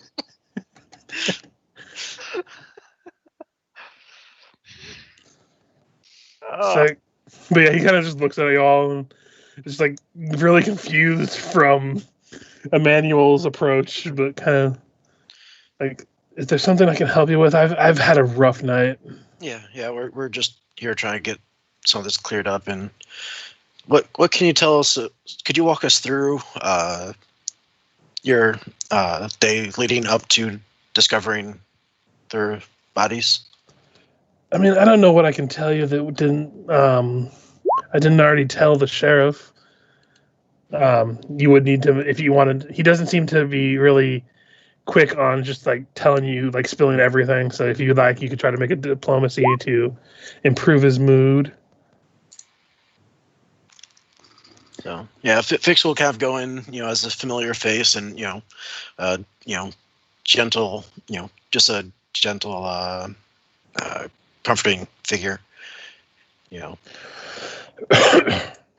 kind of tap into her consoling. I imagine consoling is one of the main things that she's done at the church, and she's got to come in with that sort of hat on and like, we're here to help, and we know we've been through a hard time, and we just want to try to get this behind us, but first it needs to be addressed. And as you like kind of help calm him down, and he just kind of sighs like, look, I don't know what I could really tell you about my day. I mean, other than this whole happening, I mean, I was just doing my job. I mean, I knew that Harker had frequent trysts with Katrin during the night. I don't know why they even suspect Ven at all. He's a protective father, yes, but he doesn't seem to be wouldn't be capable of doing anything like this. I found the bodies after I had come back from hauling some wood towards it. I can't remember what the name of it is, but it's basically the place where after they saw the mill wood and stuff, where they take it for storage. Mm-hmm. Probably a warehouse of some kind. You can roll a sense of motive if you like.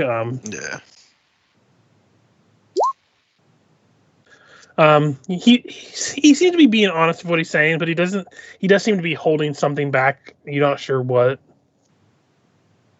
Fix would kind of put a comforting hand on his shoulder and say, I think it's important that we be fully informed of, what every little detail helps and could help bring justice to, the fallen, and, allow us to track down the perpetrator.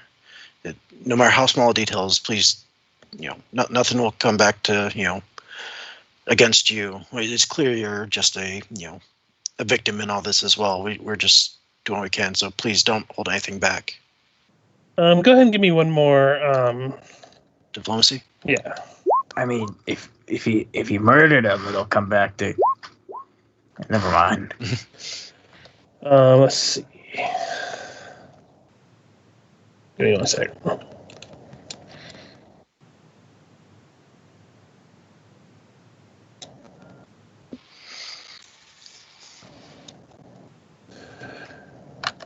He's like, okay, look, I know some stuff, but I can't have you going around telling anybody about this.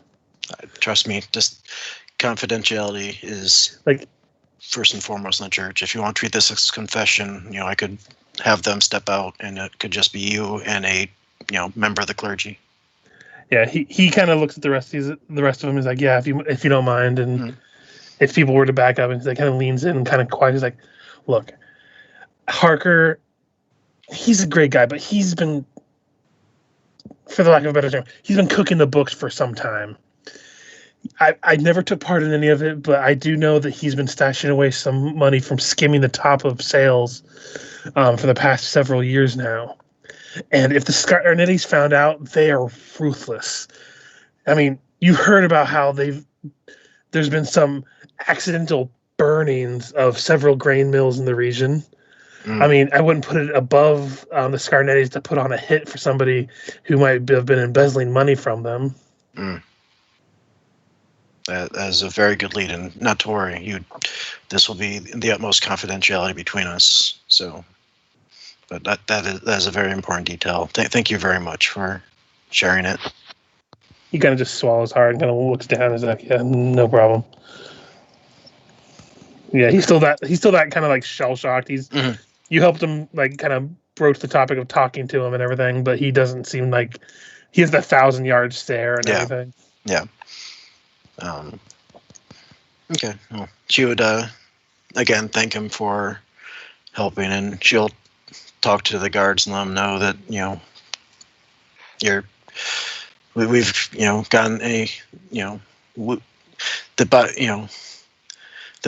there's no real reason for you to be kept here any longer, and so you could go get yourself cleaned off and have time to recover. Mm-hmm. And so she would head out, let the guards know that we're done with him, and sounds like there's no real need to keep him anymore, and wait till the group's all together to kind of share that information in a secluded area. All good. And then, you fill them up on the details, and I think this is probably a good time if we need to take a bio break, by the way. And sounds good. Yeah. And here's hoping he doesn't go to religion, because last time we need another Cardinal Thorn. Oh shit. Didn't even think of that. Now I need to change some things around. Give me a second. Hastily writes notes. Okay, I'll be right back. Yep. It turns out this was in the past.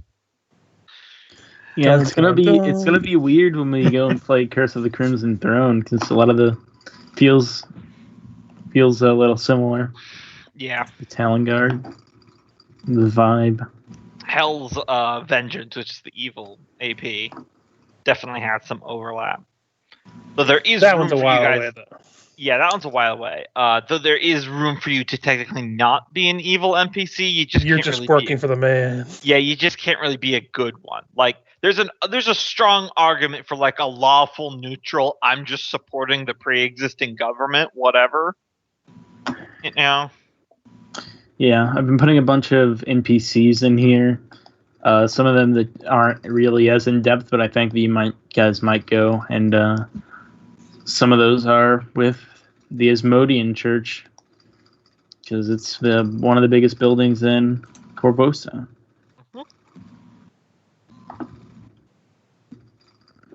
It's very controversial.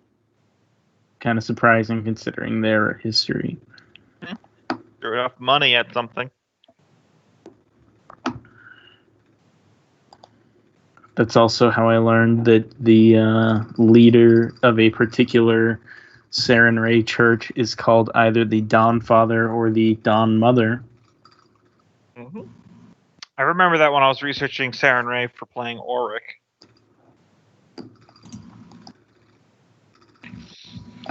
God, I half-assed so much of that one Sunday game, I swear. That's what I did for a lot of that first Dark Heresy game. Because communicating with other people, I am apparently quite crazy for my first time being a GM was in a system that I have never played before. I mean, that's always the case no matter what you do. Yeah, but like if I ran a Pathfinder game now, I've got lots of experience. Yeah, oh yeah, you have at least played. I thought you were like first time DMing is something you never DM'd before. For some reason my brain went to that. I'm like, well, yeah. Yeah, no, that's everything. But like I've never even been like a player in a Dark Heresy game when I started that one. I cold turkeyed it. Meanwhile, I'm just perusing the spell list of Wizard. Found Fear the Sun, which could help the practical joke continue, but it's only rounds per level. Mm-hmm. Also, found one that I did not even know existed, is Diminished Resistance. Reduces creatures' resistance to energy types. I've heard of that one, yeah. I mean, that would have been helpful for some of the fights that we've ever had. It still has spell resistance on a save, though. Yeah, Fort negates spell resistance. Yes. Yeah. I'm back. I do think everyone has at least some idea what they're going to do for Curse of the Crimson Throne now. Because I know Loki said maybe go into Sable Company, do a Hunter build. Kenneth is finished as Alchemist. Richard's doing Hell Knight. Gombo's doing Vigilante, and Cope has also finished the stats for his Inquisitor. Yeah, isn't he going to basically be a banker? A repo man. Yeah. That's awesome. An Inquisitor for the Bank of Abadar, so he's a repo man. Which, the Bank of Abadar will be one of the most influential organizations. Oh, yes. I'd imagine so. Yeah. They control the money. I still enjoy when I was reading about the city and the Corvosa guide about how they say no one really likes to mess with the Church of Phasma because they occasionally deal with reverse sieges where there's a bunch of undead trying to break out of the graveyard. So everyone's just like, you know what? What if we just throw money at them and let that church do its thing? Like, why do you want to fuck with that? Yeah, like, wait, you know what? Maybe those people are fine with what they're doing. Yeah, the only two churches in Corvosa that actually serve any real kind of purpose is the Church of Abadar and the Church of Pharasma. Asmodeus and Saren Ray are there, but they're kind of just there because they're already like the two most followed religions in the area, basically. And then I remember they mention a shrine to, who is it? Shaylin or something? Shaylin. Yeah, there's like a small shrine to Shaylin they mention. They're not really important, and the rest, there's like one building that's like the temple of many faiths or whatever, where there's like shrines and stuff to all of the pantheon. I do want to add that it is nice being able to play a paladin that's still able to joke around like that. Mm-hmm. I know people like to like bitch about paladins, but most people don't have to play it the way that the memes have become. Yeah.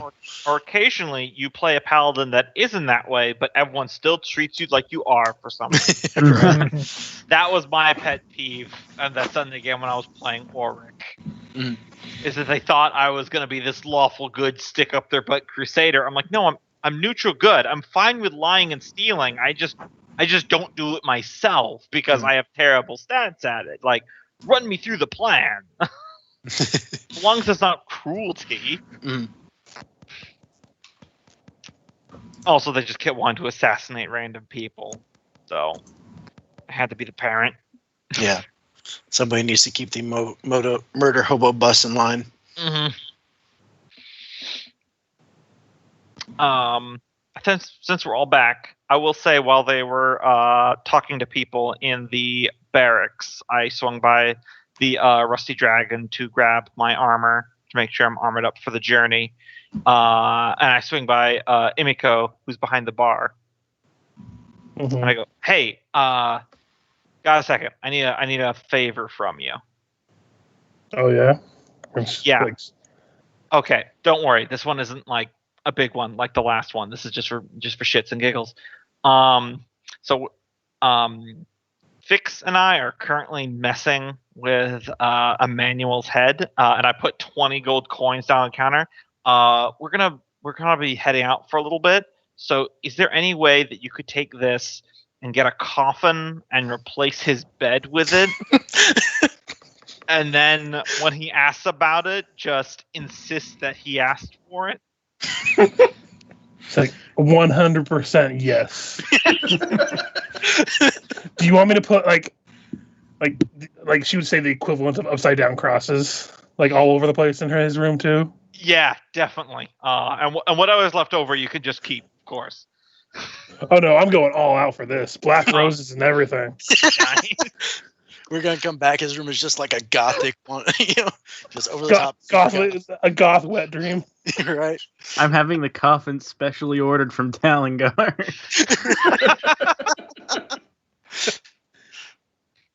Just come back and there's really fancy candelabras. She's just like, I never get a chance to pull these out.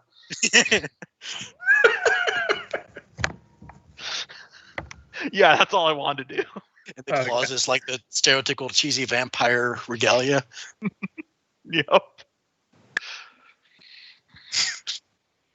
He just opens up his closet. When did I buy this many capes?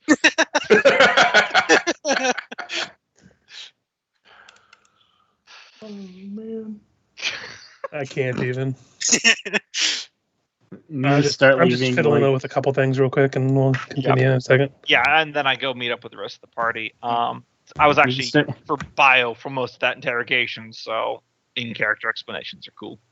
You need to start leaving notes addressed to himself.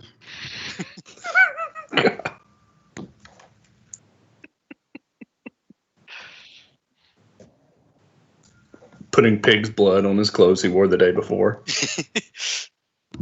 So, Gombo, you said you needed an in-character refresher about what the interrogation was? Yeah, because since Lucilla wasn't there, I took my bio break then. So I figured, it's very much in character and I don't know what was said.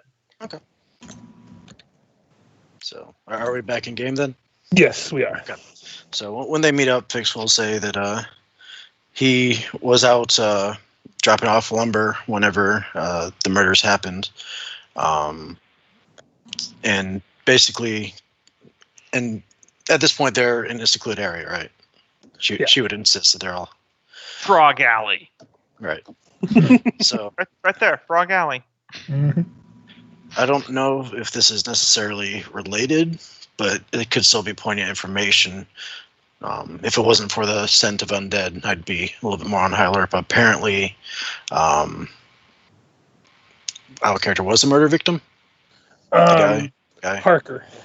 Apparently, Harker has been cooking the books, as he said, and is doing dealings with a local small-time crime syndicate that has in the past been not connected, but enough plausible deniability to not be connected to local granary fires and all that stuff. Sorry to interrupt. To kind of clarify, it's not so much a small-town gang. The Scarnettis are one of the noble families of the Sandpoint that are actually the owners of the lumber mill. Okay, so they suffer from a family-wide condition known as mafia last name. Right. So she would clarify that and say that apparently he's been cooking the books at their expense, and seemed that Mr. Thorne was pretty sure that if they caught wind, he would have suffered a significant fate. not too dissimilar, I imagine, from the fate he actually did suffer. So I don't know if it's a solid link, but I'm not sure how the best way to broach that with them. But it doesn't explain the star carved into his chest. That's exactly my thinking too. That's a Thassalorian symbol. But my thinking is just see if the family has any ties to Thessalonia. I mean, is noble. Most people here do. But... Did we not meet Noble a while back? Went hunt boar with. Oh yeah, the dandy fellow. Yes, Maybe he was very knows well something. dressed. What was his name? We don't have a notes handout anymore. Let me give you that. I don't even know if we did in the old book. I'm just gonna say that in and out of character, completely forgot that guy's name. Let me go find out his name again. Hold on a second. As an Andorian, Lucilla does not think too highly of nobility most of the time. Aldern Foxglove. Okay. He was a noble of Magnamar, from what you gathered when you met him. He's not one of the... There's like 4 main noble families in Sandpoint. There's the Kaijusus, which Amiko is really the sole one of them anymore. Mm-hmm. There is...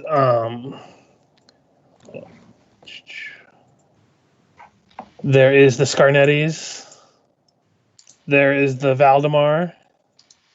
And then there's the Devon family, which, the mayor's last name is Devon, so you can only assume that, one and the same. Sorry, Random said I was just looking through the character folder, and I didn't realize Father Xanthus was a ninja. Big old, shuriken.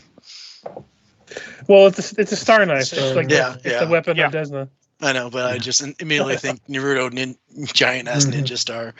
Yeah, there's actually a lot of Pathfinder art of clerics with huge ass ninja stars because that's the holy weapon of Desna. Yeah. There's also a lot of There's feats that you can actually make you can make a really badass throwing build with a star knife. Mm-hmm. But does he have any ninja info cards? No, there's an entire ninja build I was looking into about using throwing stars, and if you do Star Toss style and then a dip into Far Strike Monk and then Ninja, so you get sneak attack, surprise run damage is just stupid. Because Star Toss lets you throw like an extra 1 for each attack or something like that. So you're like, so I Fury of Blows, 16 ninja stars, they're flat-footed, and I get sneak attack on all of them. And it's dead. Mm-hmm. As I apparently That's what ninjas do. Because I apparently replaced all of its blood with ninja stars. Wizard frowns and fireball.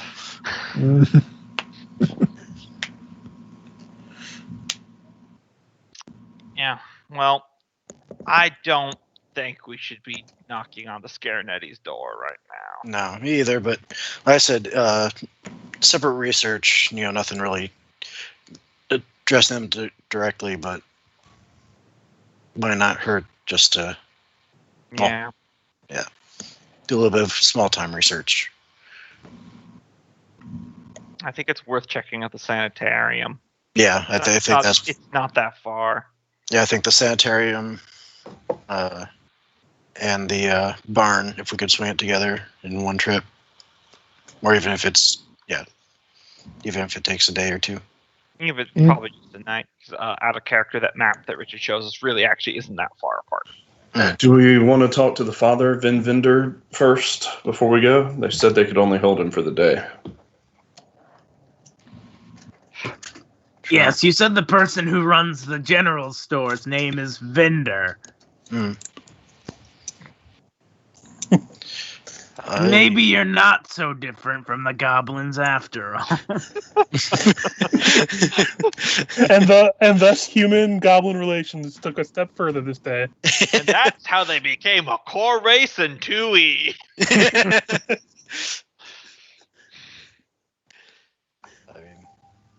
Well, I mean, they literally had a chief named Rip Nugget for obvious reasons.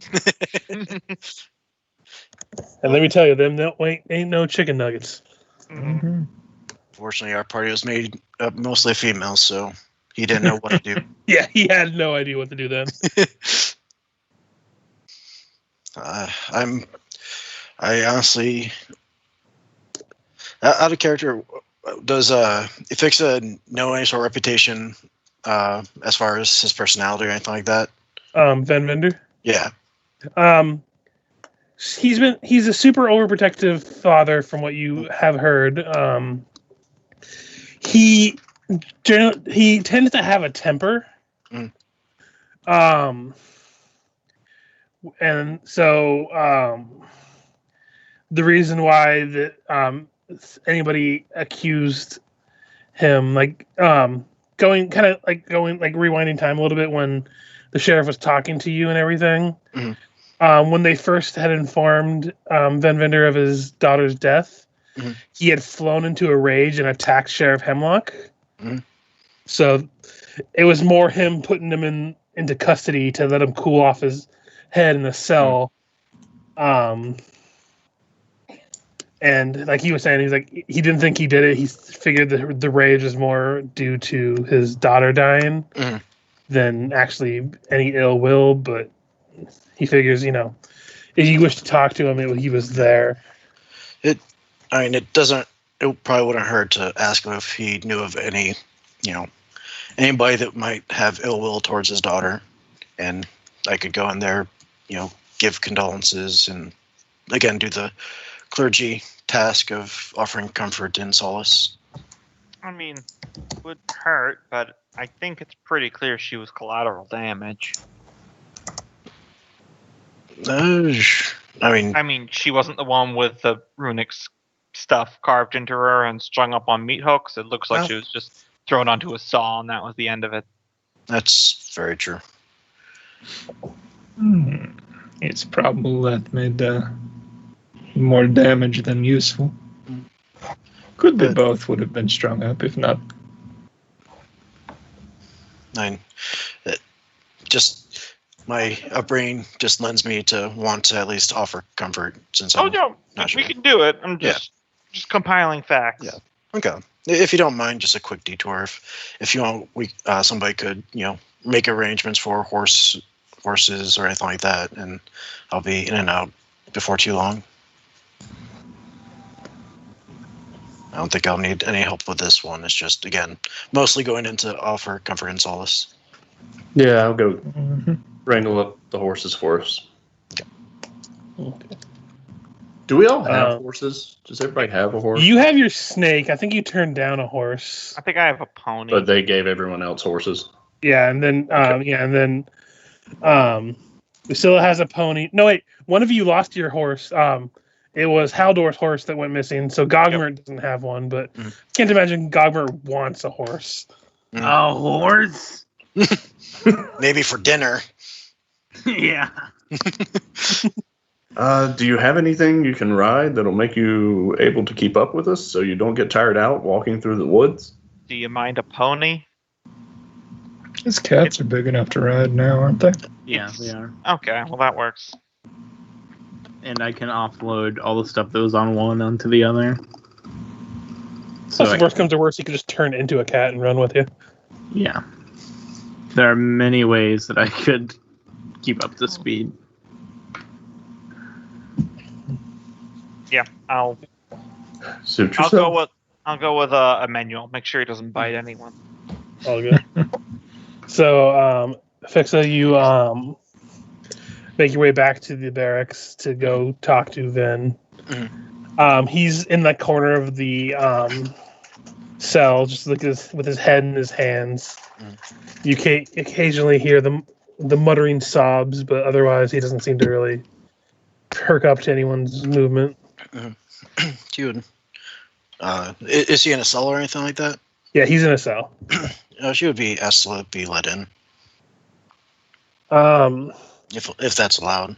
Yeah, they would say probably no, because every time they've tried to get near him, he just throws into a temper, and they don't really want to. They don't want you to hurt him, and they don't want him to hurt himself. That's fair. Okay, so then she'll just go up to the cell and say, Mr. Vinder. I'm so sorry for your loss. I'm here on behalf of the church to offer our condolences and, see if there's any preferences you have for last rites or what you'd like us to do as far as, final rest. He's like kind of just quiet for a moment. He's like, "Oh, I bet you're real sorry. You and those deviants you call friends that come from out of town. Bet one of them was the one that killed my daughter. You're all a bunch of deviant jackals."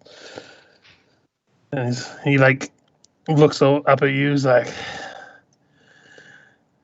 and he just like rushes at the cell and just like tries to reach out and grab you, but the cell is just the bars are just thick enough to where he can't reach you.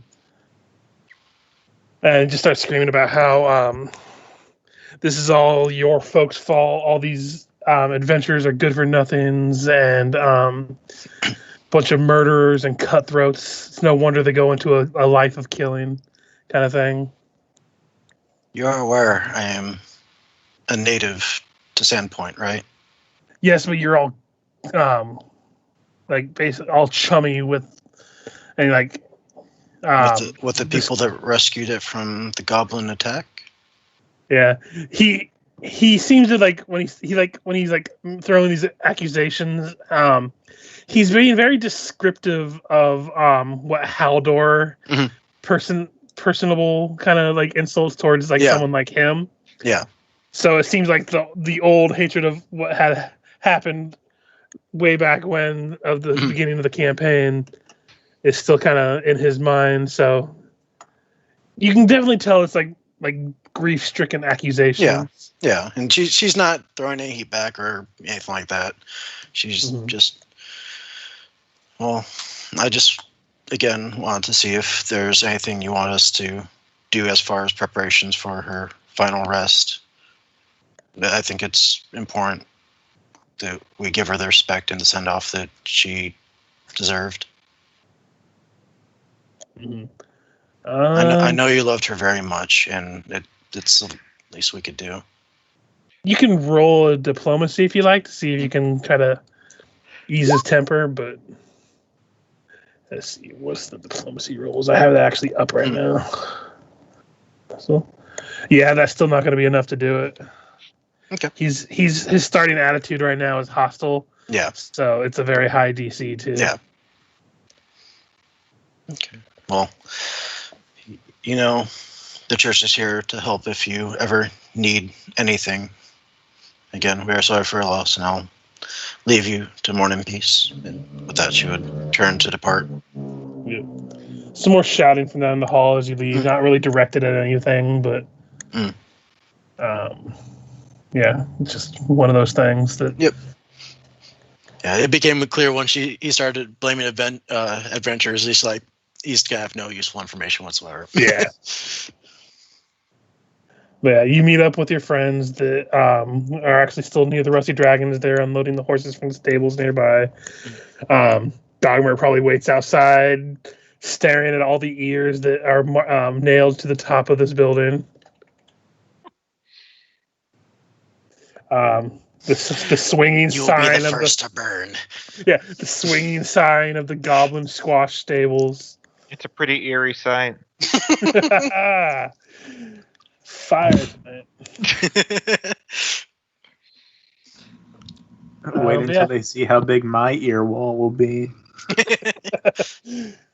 But you're able to retrieve your horses, mount up on some snakes and some kitty cats, and you make your way. So, hold on one second. As you're traveling through... Guess we take the south road around the pyre. Yeah. Yeah, that'd be the most direct route is, oops, wrong button. Like going, damn it. Yeah, like down this road over here and taking the main road off here into like the farmland to the sanatorium. Can someone roll me a D100? I got it. Do it. I'm just saying, nowhere's going to be more full of adventure than the pit. Man, that place is just a pits. We just need to be careful going through Cougar Creek with Emanuele. He may not survive it.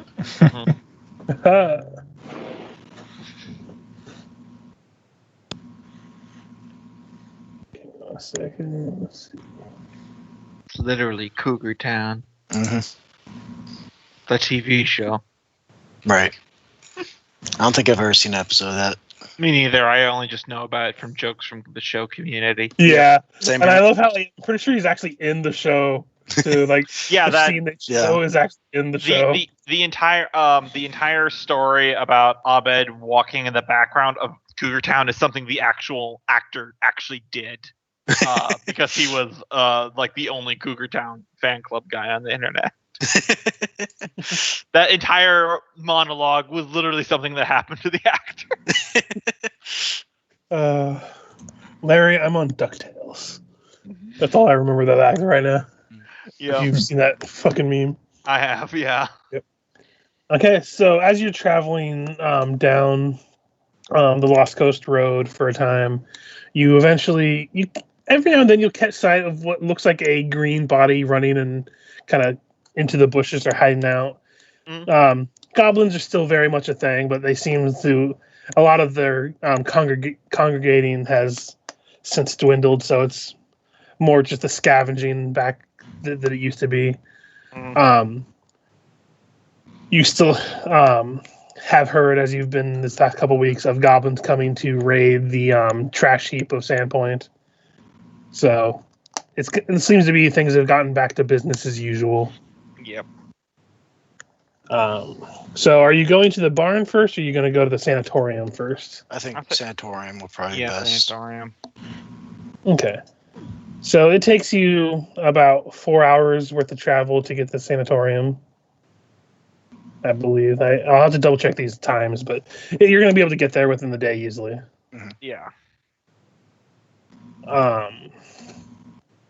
And I can actually bring you to the sanatorium's map.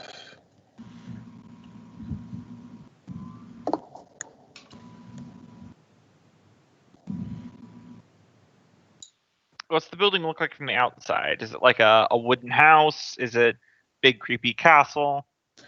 Let's see.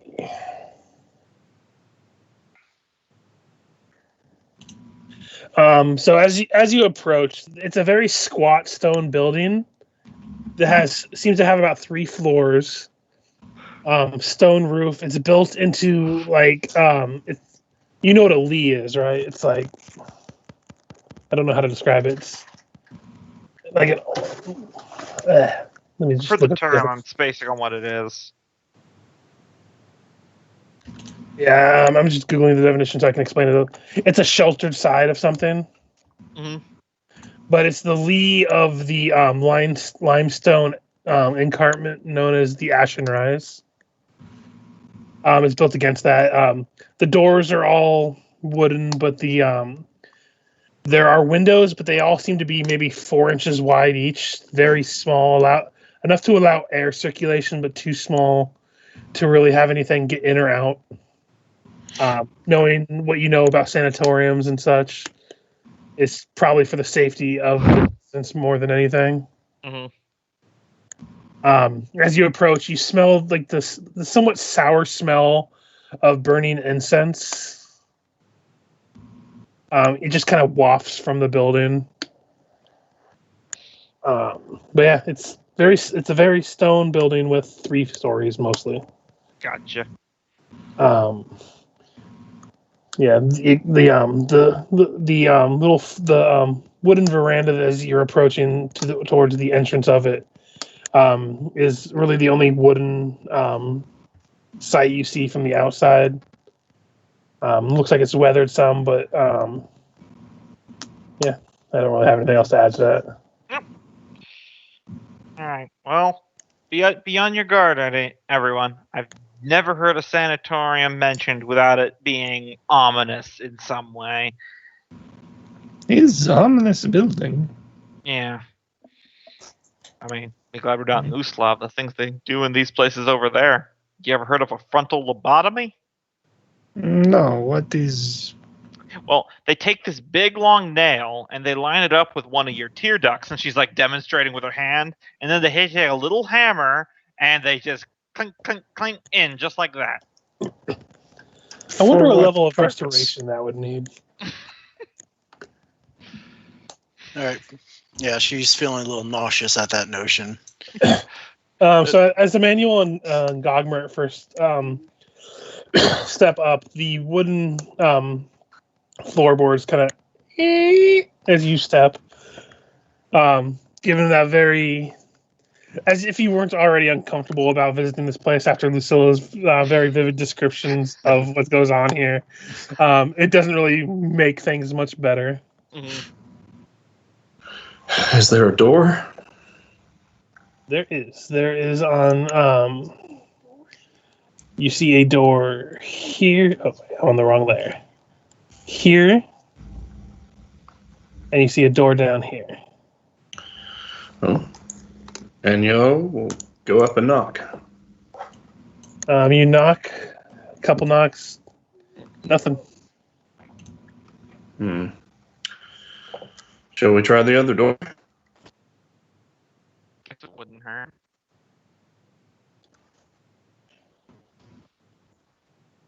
After you. After all, leave him here. Shush, mention that to the psyches.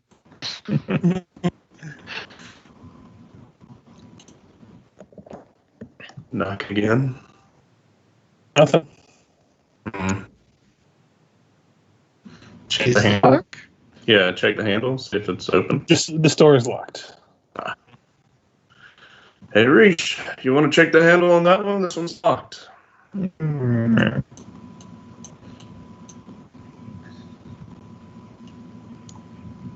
jiggle the handle. This one does seem unlocked. He's open. And I assume you're toggling the door line of sight or whatever. Yeah, I wasn't sure if you were actually opening it or not. So, well, we came to visit. Yep. So you open it with a nice. You open it with a nice.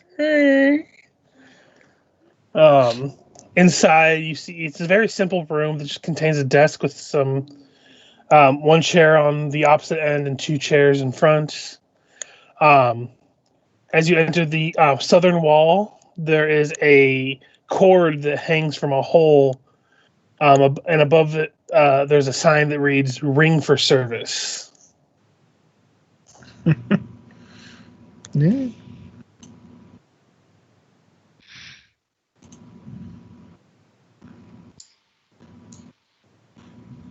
I assume Lucilla will pull that.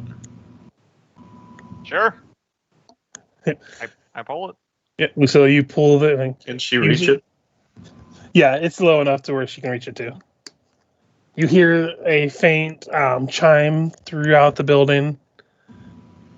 And it's a few minutes. You kind of wait patiently before coming out of Lucilla, where you're standing. There's a door right there. Oh. Yeah, that way. Yep. Open it up. A man enters. Kind of stands behind the table. He's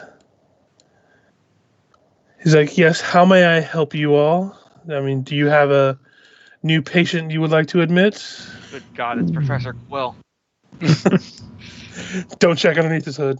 Yeah. I already heard one of the families is named Voldemort. If you say it fast enough.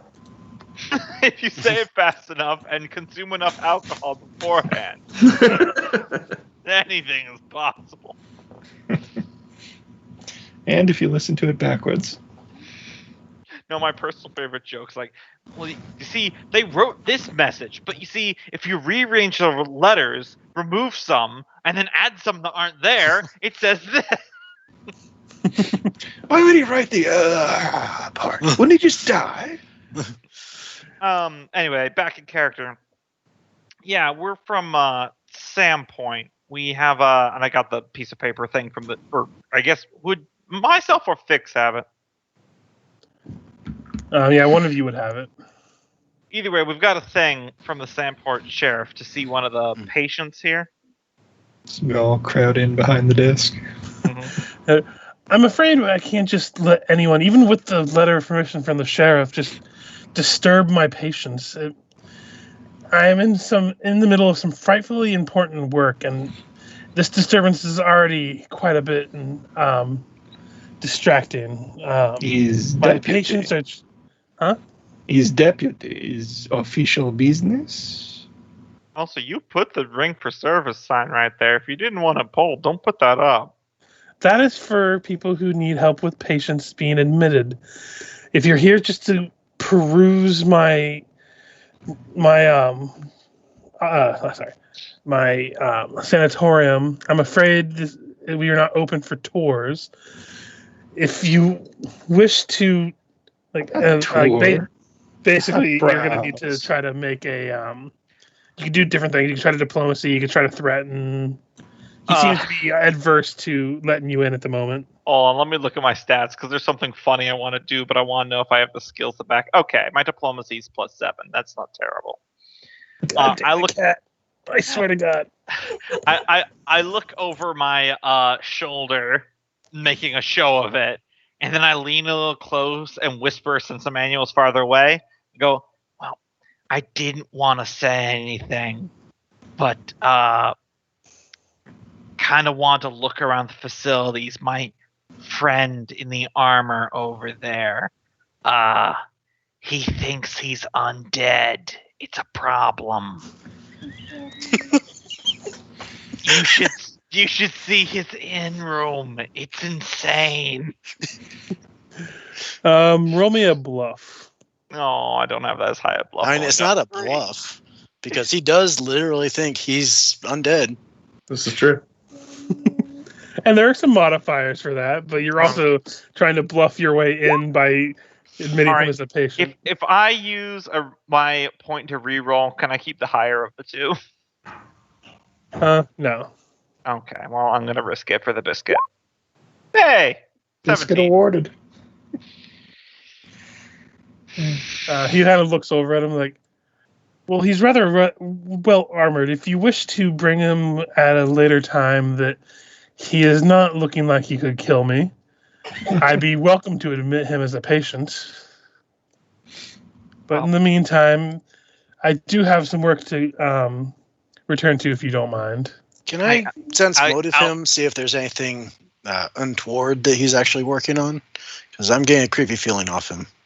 Yeah. Yeah, go ahead and give me a sense motive. Ris'sh is mildly annoyed. This is a specific person we came to see, right? Mm-hmm. Yeah. You basically the person that the sheriff himself had brought the guy to the sanatorium. Ephixa, it's not a hide easy. He definitely seems a little twitchy and nervous. Mm-hmm. But that's really all you can gauge. That he just seems. I'm trying to intimidate. Okay. What are you gonna say? Well, and look there, man. This isn't one of your patients. This is one of our prisoners. You're just keeping him for us. Don't make us get angry. Or hungry. I rapidly move my eyes between him and Emanuele. My friends can go in there and bring him out, but unless you invite me in, I can't come in willingly.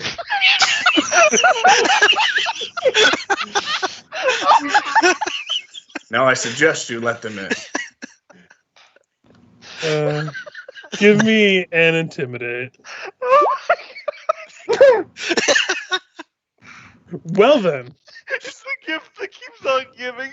It really is. He's like, okay, look. I don't want any trouble. I can have my orderlies bring down the patient and you can see them. Everything's fine. We don't have to cause any kind of commotion. I'm sorry, I'm just under a lot of stress. I'm a little overworked. Aren't we all? That's fine with us. At this point, Gogmert, he's going to wild shape into a mouse. Nice. Mm-hmm.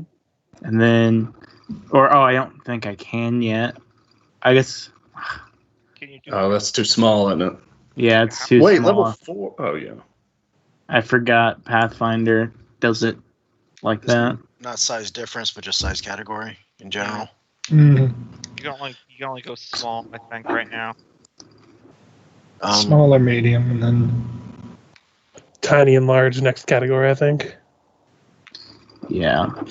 Can Fix go to tie her shoe, and while she's kind of crouched behind Lucilla, kind of pop a detect evil pointed at this guy? Yeah, go for it. Right.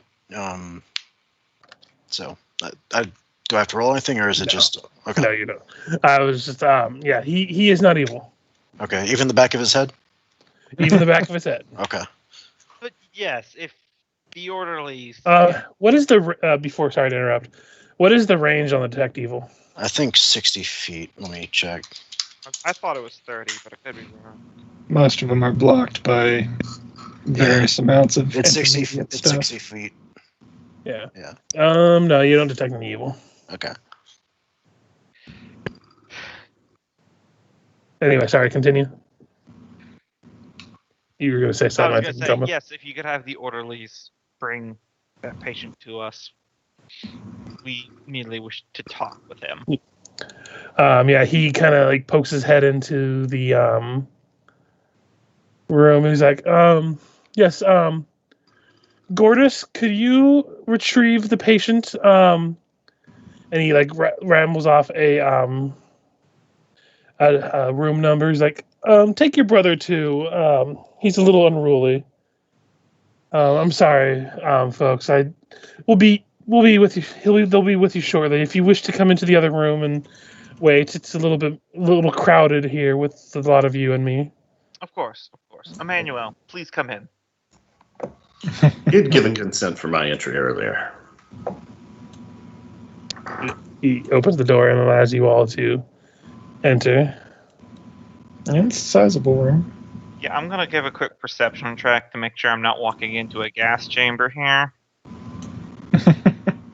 22. Looking through this room, it looks like it's kind of like a workroom. It doesn't look like there's much. You see like a bunch of different doors, but otherwise nothing. Okay. So give me 1 second. You all kind of wait around. It takes about 10-20 minutes before you see this man being pulled down in a straitjacket. It's like muttering and like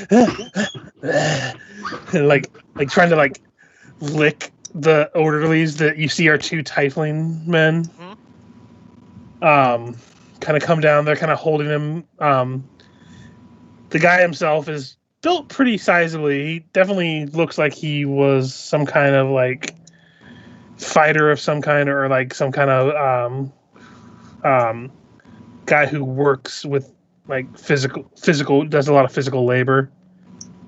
But currently right now he looks bizarre. Like let me see. Roll20 doesn't want to load for me. Give me a second. Yeah, they bring him into vision, his skin is pale and looks gangrenous. His hair is wild. His eyes milky white. If anyone wants to make a heal check, I'll give it a shot. Heal is not a skill for me. There it is. 14. Okay. Yeah, Lucilla and Emanuele, you both notice that he looks quite close to death. Like, not even like exaggerating. Like, oh, he looks like he's about to turn over. Like, he looks like he's gonna die any day now. And all of you kind of hear him kind of like, razors, too many teeth. The Skinsaw man is coming. Skinsaw man is coming. Emanuele looks at Fix and looks back at the guy and says, "Did you get any of the blood in your mouth?" We can kill you.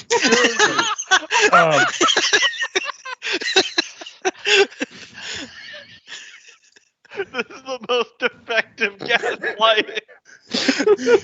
And I'll go ahead and reveal what you will be like this for the rest of the camp. If we have anything to say about it, we are going to make this go. But yeah, as he gets pulled into view of you all, he's muttering, and then he his eyes look at you all, and then his eyes lock on you, Ephixa. He's like, he said you would visit me, his lordship, the one that made me, said so. He has a place for you, a very precious place. I'm so jealous. He has a message for you. He made me remember it. I hope I haven't forgotten. The master wouldn't approve if I forgot. Let me see. He said if you came to his misgivings, that if you joined his pack, he would end the harvests in your honor. As he then lets out a blood-curdling scream as he begins to rattle, and he actually slams his head into one of the orderlies before the orderlies both let him go, and he kind of drops to his knees and begins to bang his head against the floor repeatedly until you see this little puddle of blood beginning to form. Can I give a knowledge religion or something to know what he's clearly turning into undead wise? Yeah, go ahead and give me a knowledge religion. I take a 20 on it. He is in the very, very late stages of ghoul fever. Oh boy. But yeah, after hitting his head a couple times, he just goes limp. And the order's and they just don't know what to do. And Habe in the Biak is like, what is happening? As you begin to hear a low moan, as the guy begins to rise. Fix is going to quickly move up. Is it? Yep. If possible. We're going to go ahead and go into initiative time. Yeah. Folks, he's got ghoul fever, and when you die from that, you die in real life, and then come back as a ghoul. I feel like the name should explain it, but I'm just letting you know. Probably immune.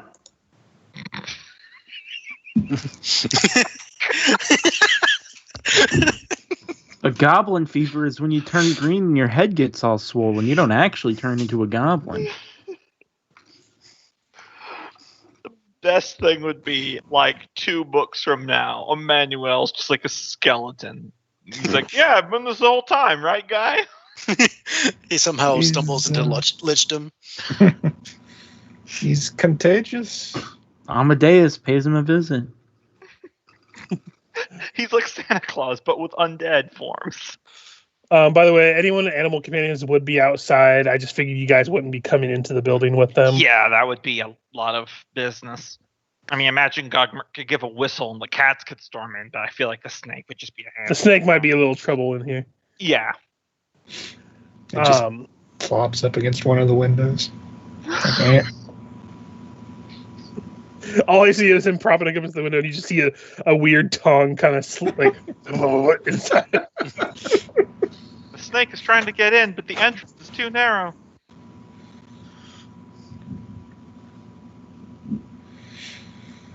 Mm-hmm.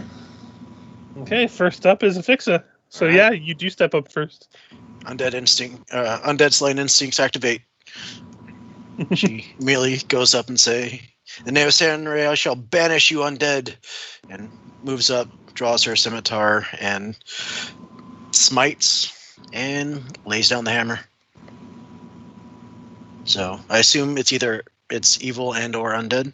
Yes. Okay. So that's... I'm trying to remember. So to attack, it is plus my charisma. So plus 5. I'll power attack it. Yep. So for the scimitar, 19, and I'll have to add to the damage. That does hit. Okay, so that's 6 plus 2 plus 2 more. So 2 for power attack and 4 for smiting. So total of 12 for that first attack. Oh, well, 12 damage? Yeah. Okay. You only get 1 attack. Yeah. And that will be my turn. Okay, so hold on, sorry. Lucilla.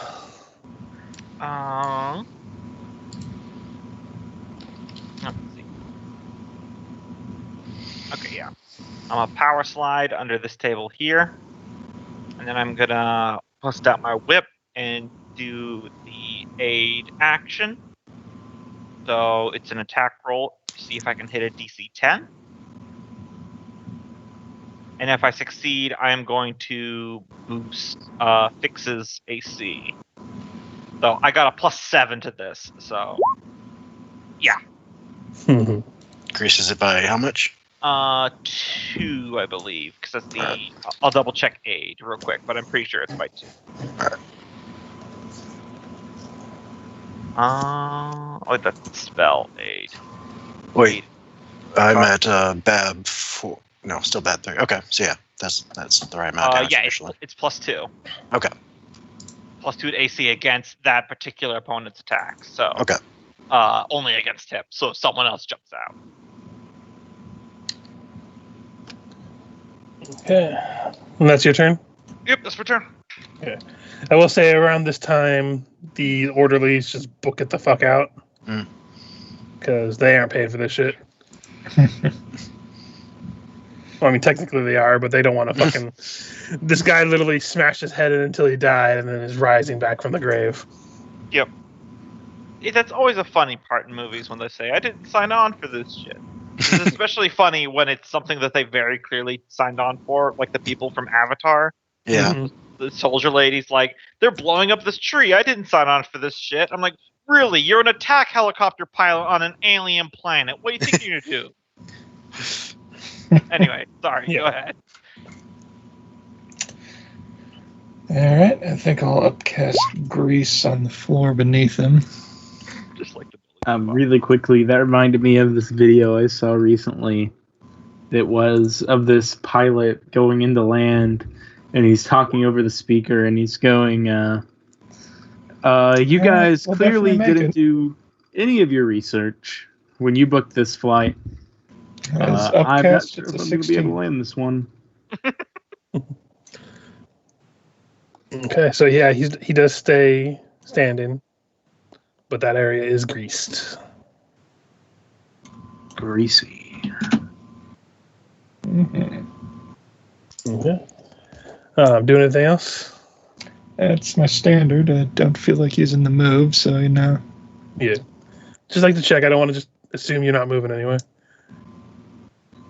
Oh, Ris'sh just inked. Okay, so you're within range. He's going to full attack you. All right. So first is a bite. 2 AC. Miss. Okay, and then 2 claws.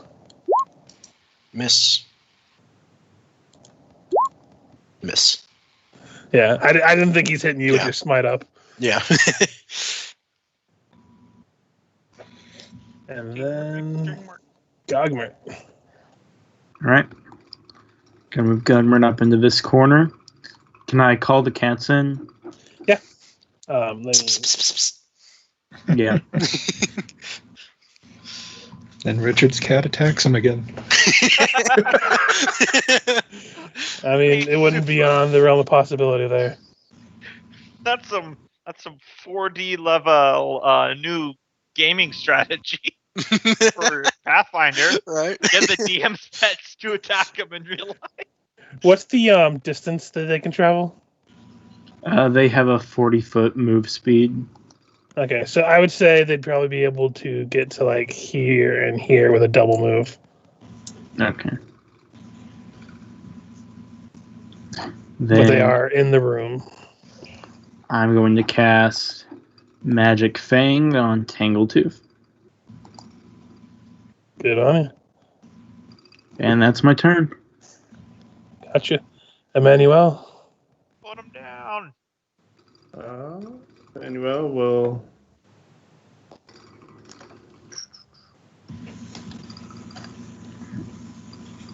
give 5-foot step here, give combat advice to Ephixa to increase her next attack by 2, and then fire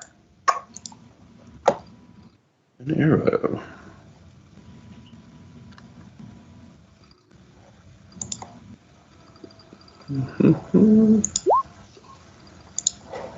That hits. 13 damage, and with that, he'll give covering fire to Ephixa, so she now has +2 more AC. Got it. We'll make her untouchable. Ephixa. Alright, so that increased my AC by 2 more, you said? Yep. Alright. Although the bonus from Lucilla, I think, is gone now. It's probably till her next turn. It's till my next turn. I thought it was for the next attack if you're doing Aid Another. Only for the attack roll. I boosted her AC.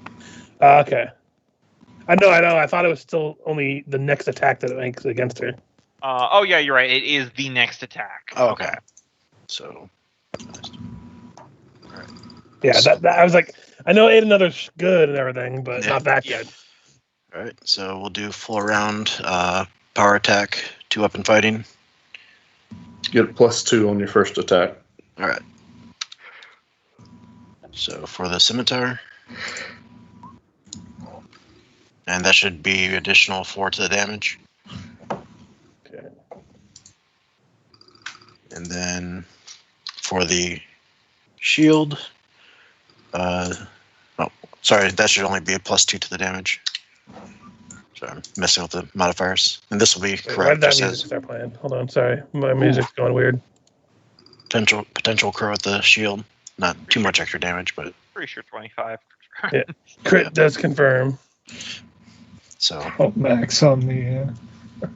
So that would be 11 damage plus 11 damage, so a total of 22. And it has -2 to attack rolls for the rest until my next turn. Yep, it's hurting all right. Let me see what something's about to happen before you take your turn, Lucilla. No worries.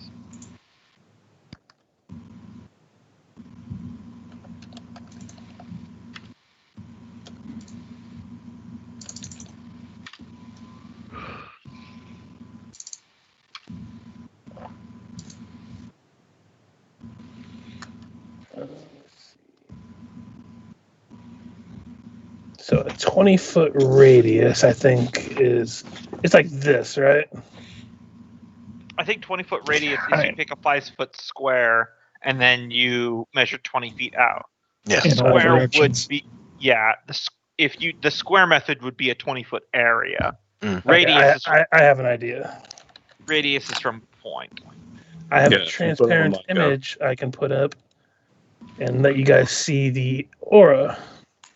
Yeah, that's always the thing. Yep. See, this is why in your NI system, Richard, I'm going explicitly just for radius rather than cubed area. That's a little hard to see there. I mean, it looks like we're all encumbered. Yeah, it's going to hit everyone, whatever it is. Here, just so we can really see it. Yep. As this door here, let me dynamic lighting tool. GM layer tool. And this rather heavy-set man wearing a cloak comes out. He mutters something as a cloud of smoke comes out. I need you all to roll me. Let's see, a fortitude save. As come on, baby. The stinking smell just encompasses this area. 20. 23. 19. 9. My companions. So the DC is 16 for this, so anyone who gets lower than that is nauseated. That's rough. They are unable to attack, cast spells, or concentrate on spells, or do anything else that requires attention. You can only do a single move action per turn. So Scrimshaw, Gogmert, and Emanuele, you were all nauseated. As this guy comes out, he's like, now what is all of this? I can't have you all come interrupting my research. Ghouls attacking. Oh? That's probably. I have plans for that. Figure out what he cast. I don't think that'd be high enough. Or what would the DC be identifying spells? I want to say 15 plus spell level, but I mean, I I'll look could it be up. wrong, but he created a cloud of smoke that stinks, so one might think Oh it's a yeah, stinking cloud. stinking cloud. Out of character, that was my first thought, but in character, I feel like name alone should clue someone in at some point. Yeah, 15. Although you do clearly tell that he has mirror images up. That really sucks. Of I course, that rolled a also, 15 on both. I was one away. And that area is considered covered like as if fog Yeah. clouds, so you have missed chances now. Yeah, I was gonna say if it was stinking cloud, then we're all in a cloud. Yeah, you can't see anything else now other than like you can make out vague shapes and such. With the exception of being adjacent, right? I think there's still That's still mischance. there's still a 20% Still, yeah. mischance. Yeah. Yeah, I know there's still a mischance, but I could still target him specifically. And I think I told everyone before, but I do use where you have to roll D100s. Okay. Because just rolling smaller numbers means that the accuracy isn't going to be quite as accurate to the die roll what you're supposed to do. Because it's really easy to, like, if it was like a 20%, if you roll a D5, you just have to get that 1, and it's a lot easier to get a 1 versus 20. And it's also for your guys' benefit, too, because if you guys ever use obscuring things, Oh yeah. I'm going to have a bad time. I mean, strictly speaking, no, but For me, whatever. this is just how I prefer it. Yeah. Yeah, I'm of the same way. It feels dirty. It feels wrong to roll like a D5 for a 20%. yeah, I mean, That's just me. sure call, but just It's either way. It's fine. Yeah. That's just how I like to do it. But yeah, Lucilla, it's your turn. only get here on him, Mm-hmm. so I'm probably still on the clouds effect. Yeah. creature All right. 50% mischance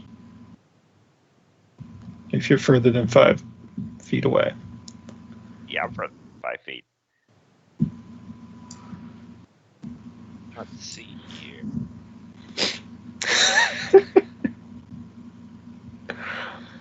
Clearly, since the spell does not function underwater, if we can flood the room. You know, I'm gonna Going try. I'm gonna try something really screwy here. Hold on, let me pull up an item real quick.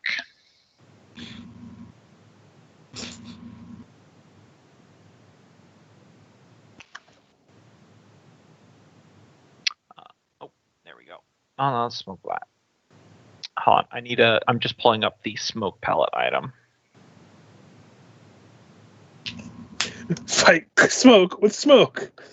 Oh no, it's better than that. Hold on. This is. Let's see, how long? 1 round.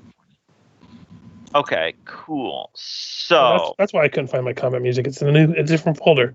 okay, so as I move, I reach into my bag and I pull out a small smoke pellet that I bought in town, and now I'm going to hit the ground that he's standing on with a 10-foot ranged touch attack. I believe that would normally be DC 10. It would be like a 5. You're just targeting you're not targeting him. Yeah, I'm just targeting the floor. Yeah. Would I still have mischance if I'm aiming for the floor? I would say if you do the mischance, it might hit the floor adjacent to him. Okay. I will be using my sling just roller. Don't ignore damage or anything like that. It's just the exact same modifier. So here we go. Ooh. So I think I hit my mark. Yeah. Go ahead and roll that mischance though. Oh shoot! Right. You're aiming for 50 or under. 50 or under. Oh, come on. Is there any chance I can tap my point to reroll the percentage? I'll allow it. Okay. You guys should be at 2 hero points. Yes. So that does hit. Yep. All right, so his area until the start of my next turn is filled with a 1 5-foot square obscuring cloud of yellow smoke. So he is also blinded for spell casting. Smoke fight. However, hold on, there's an extra thing. My smoke pellets are not normal smoke pellets; they are smog smoke pellets, which coat the target in a kind of greasy yellow substance that is harmless, but it can be used to mark invisible creatures. So, could it potentially mark someone who's using illusionary duplicates as the real one? Yeah. I would allow that. Yeah, it wasn't targeting him; it was targeting the square. Yep, because it fills the entire square. I'll say he's outlined. That's cool. That's allowable. Yeah, I just only thought of that because they explicitly said you can use it on invisible creatures to make them no longer count as invisible. I'm like, that feels like it has other applications. Yeah. Mm-hmm. So that's my turn because now he has a mischance until my next turn. You do at the end of your turn need to make another save against the stinking cloud. Yep, totally fair. Bro, this is a poison dispel effect. His shadow clones. 21? Yep, you're still fine. Awesome.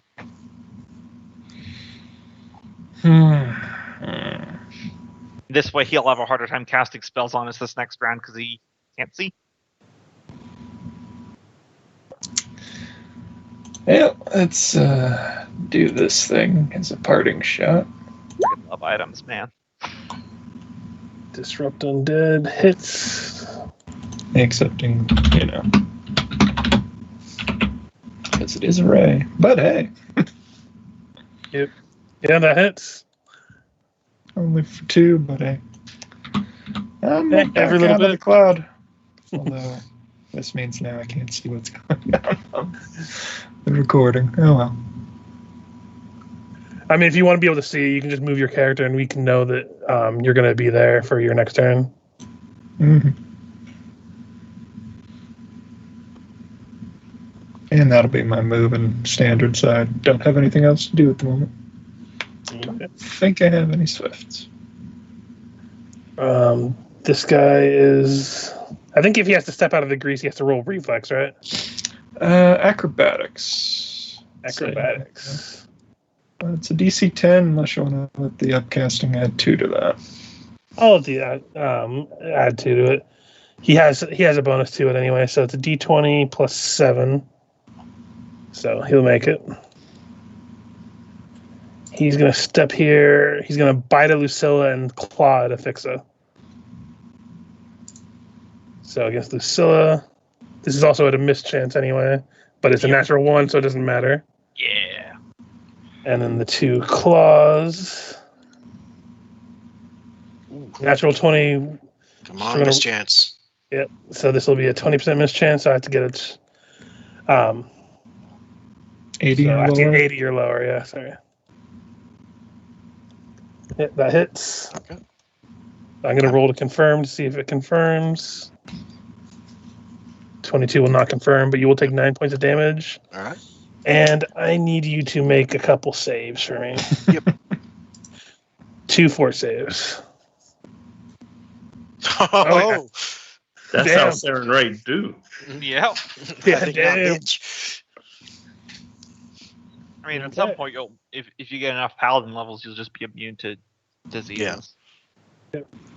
Gogmert, you're currently nauseated, so you can only move. Yeah. And then there's the fucked up anti-paladin version where you can carry diseases, but you have no symptoms. Yeah, carrying ghoul fever is the best one to do as an anti-paladin. Okay. Scrimshaw's moving out of the radius. Actually, 3rd level. Well, now you multi-class, didn't you? Yeah. Moving up there. And then, can I still have Tangletooth Jr. do something? Yeah, as long as he didn't fail to save. Yeah, so you're able to do. Yeah, I'll let you say that you're able to give him a command as you're retreating. Okay. You also revealed A4 here, Richard. Oh, it's not that big of a deal. I didn't think Can you, just for the sake of this, give him line of sight? Because I can't Yeah, give me 1 second. I can only do Gogmert. Let's say. There we go.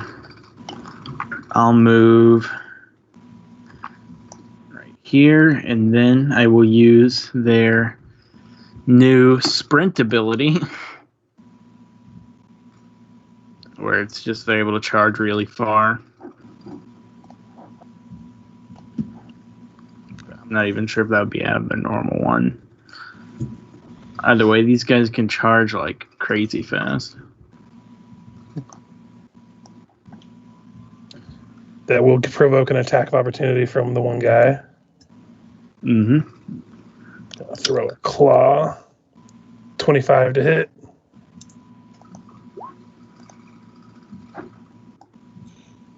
Oh, yeah, acrobatics will make it easily. The nat 20s are flowing. Yeah, I know, they're flowing powerfully tonight. And then attacking big guy over here. These will be +1 because +1 attack and damage. There is technically a mischance because he is obscured in a cloud right now. Being honest. Yeah. Since you're adjacent, it'll only be a 20%, so you just got to get 80 or lower. And it's was he attacking the wizard or the wizard? I think. Yeah, because my smoke. Oh, right, your smoke pellet. Yeah. And would that be a 14 to confirm since you're flanking? Or is he flanking though? Because he's not attacking the thing you're attacking. Oh, yeah. Okay. Sorry, I thought she was attacking the ghoul. So that does hit. It does not confirm though.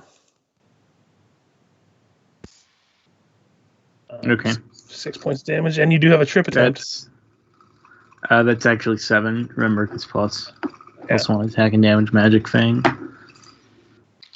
And then the trip attempt, which is combat maneuver bonus. Let me make sure I got the right one because I don't think the one on here is right. I think something might have gotten messed up when transferring it to this new one. Because there's CMB. I know it changed a little bit because their strength went up and the dex went down. Yeah, and also they don't have a size thing now. Oh. So that'll be... What does it say on here? It says strength for...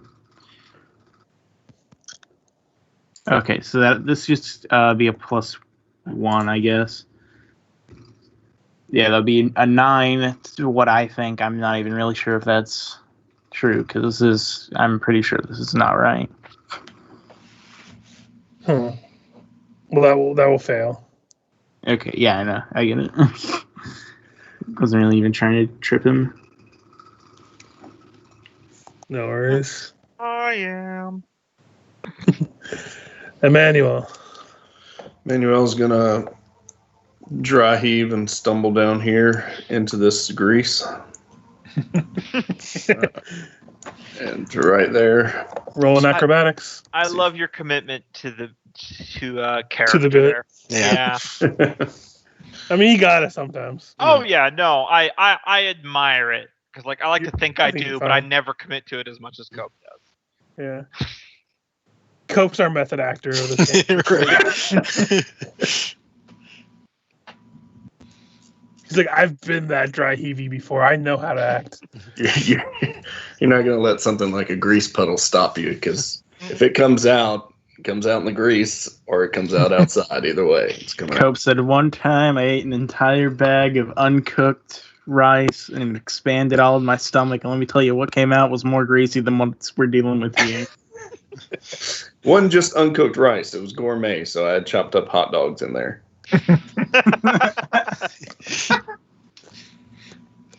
I was about to ask a question, but I don't want to know the answer. So, but yeah, you move there. You're no longer sickened as you're out of the cloud at the end of the turn. Ephixa, before you go, From around the corner, you see this like gnarled, gross-looking hand claw at Tangletooth. Mm-hmm. Out of which corner? Right behind the wizard. Because I can kind of see it. Oh. Well, 23. would I be able to through the smoke? I didn't mean to say, I meant to say you guys as a whole, like anyone who's within sight. I gotcha. Not necessarily you particular, sorry. Okay.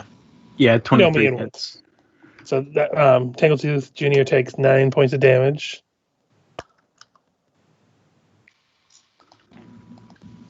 And I then just it's noticed he Ephixa. was junior. Was the Yeah, original? you guys killed the original Tangletooth. Nice. Yep. And if Junior dies, will there be a Tangletooth the third? Depends if he finds a cat for the next time. Yeah, you just gotta figure out what'll happen then. Hopefully that day will never come. Yep. I mean, he could just find another cat and breed it real quick.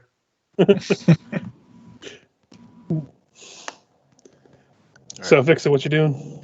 I'm going to make another full attack against Ghoul. Alright. Go for it. Am I flanking with Kitty? Yeah, I'll allow that. Alright. So, first attack for the scimitar. It's roll that mischance. Alright. Yeah, I know some DMs do like facing, so like in this situation we wouldn't have flanking because we would both be fighting two different people. That's something I've just heard about doing. Yeah. No. That hits and that does the damage. Still standing? Yes. Alright, so then shield bash. Which basically just amounts to putting an arrow at the bottom of your token to indicate where it's facing. Yeah. That will miss. Okay. 16 flanking. 16 flanking. Flanking's already factored into that. Okay. Yeah, that'll miss.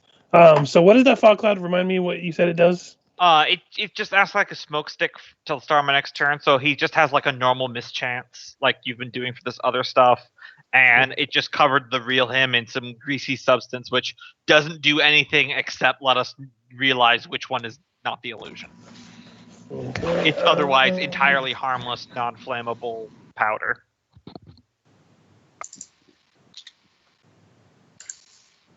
He's going to target you since he kind of knows the general area you were last at. Yep. I need a fortitude save. A very important fortitude save. Isn't he obscured in cloud, and I'm also obscured in a cloud? So but you can still see vague shapes. Okay. This isn't like a roll to hit. This is a save thing. I'm gonna use my last tap reroll for that fort. Okay, well. You are blinded. Okay. As of blindness, deafness. Yeah, that makes sense. So you still only have a 50% mischance. Mm-hmm. Yeah, but unfortunately, this isn't one of those spells that go away. Yeah. It has to be dispelled. Mhm. Granted, the guy can dispel it if he was privy to. But until then, Lucilla, the world went dark. Mm-hmm. Also, I do before have to roll. That might not actually happen because I have to roll combat casting because he's, in melee stuff. I always forget about that. Station D20 plus 8.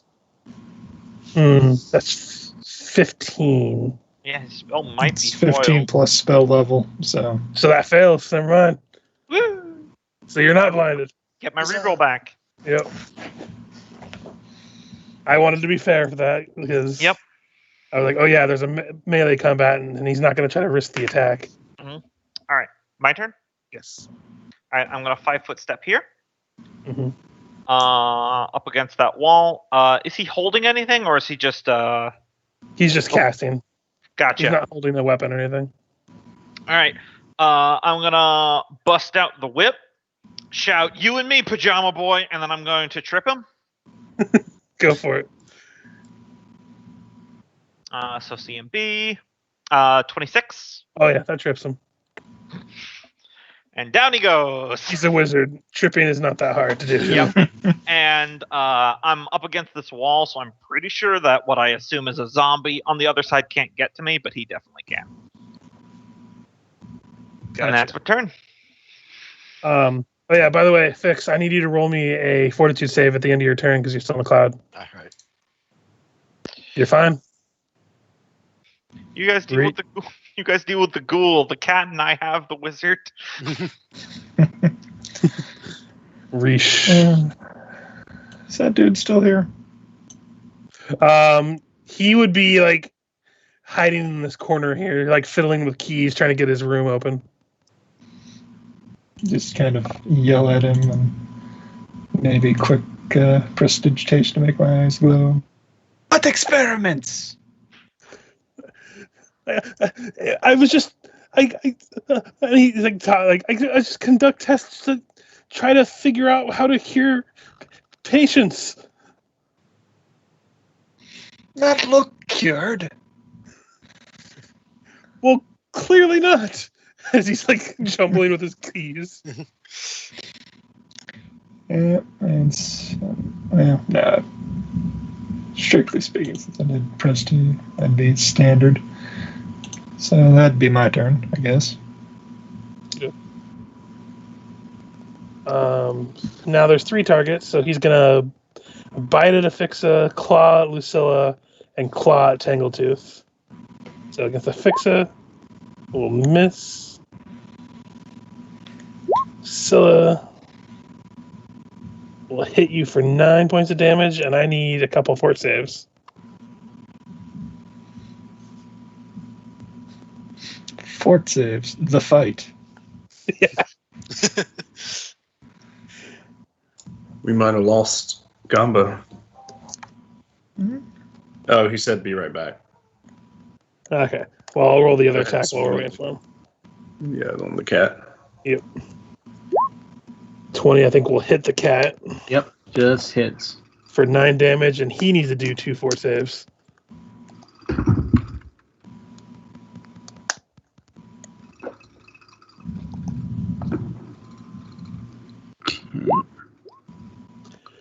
Gombo, roll me 2 fort saves as you took 9 points of damage. Oh, the thing was calling at me. Yeah. Gotcha. 1, 2. I'll use my reroll that I got back on that 8. Well, Okay. win some, you lose some. Okay. So nothing happens right now. You're both fine. Oh, cool. I've got ghoul fever. Way to spoil the surprise. Well, I just got a natural 20 on the guy with fever. No, I know. But yeah, you took 9 points of damage, don't forget. Oh, yeah. Thank you. And then it is Gogmert's turn. You're no longer nauseated, but you're right in the thick of it. Did he have hold on. Did he have the mischances? I forgot those, yeah. What? So I'm just rolling the mischances. Fine and fine. So Okay. Well, off the chat. But yeah, Gogmer's turn. You're up. I was just saying you're not nauseated, so since you didn't start your turn in the cloud. Yeah, let me turn off the nauseated condition. Okay. It's minimum of 2 rounds after leaving. 1d4 plus 1. Oh, for Stinking Cloud, is it? Yeah. Oh wow, I didn't read that part. So Am I still? it's been a while since I've done anything with a caster. So Yep. 2 rounds. Okay, so you're still nauseated for 1 round. So my bad. Well, I still have something I can do, but I need to turn off. I need to turn back on the thing. Sorry. It's been a while since I've done anything with casters that aren't just buffing. Yeah. Fair, that's all I did as a wizard, is I buffed, and then I threw out area of effect of spells.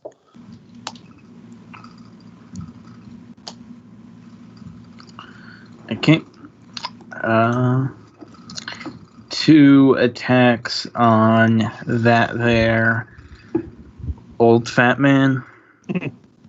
Fair enough. He is prone. Yep. So these will be at a +4 to hit. Yep. +5 for Magic Fang. So So that's 17. 17 will hit, and he's still outlined, I believe, from your fog thing. So. Yep, it does not expire. It's a physical substance on him that he needs to wash off. So that hits, and he's already tripped, so you don't have to roll that. Okay, and then 2 claws. Both are also +5, so that's 16 and 15. But the natural one will miss, but no, roll it anyway. On a natural 20, you trip him so hard it reverses gravity. I trip him through the floor. It's just his legs sticking up and kicking. And then no luck on the combat maneuver. Okay. The other 2 of you are still nauseated. Emanuele, you are still nauseated if you wish to move. Can you do a move action?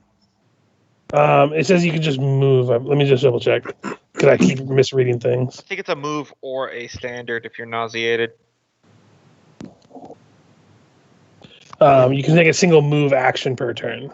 Okay. So he'll stay where he is, still clutching his stomach, and as his move action, he will give combat advice to Ephixa and say, "Hit it in the head!" Is that +2 to attack? Yeah, +2 to attack for your next. Gotcha. Another hand comes around to try to claw at the kitty.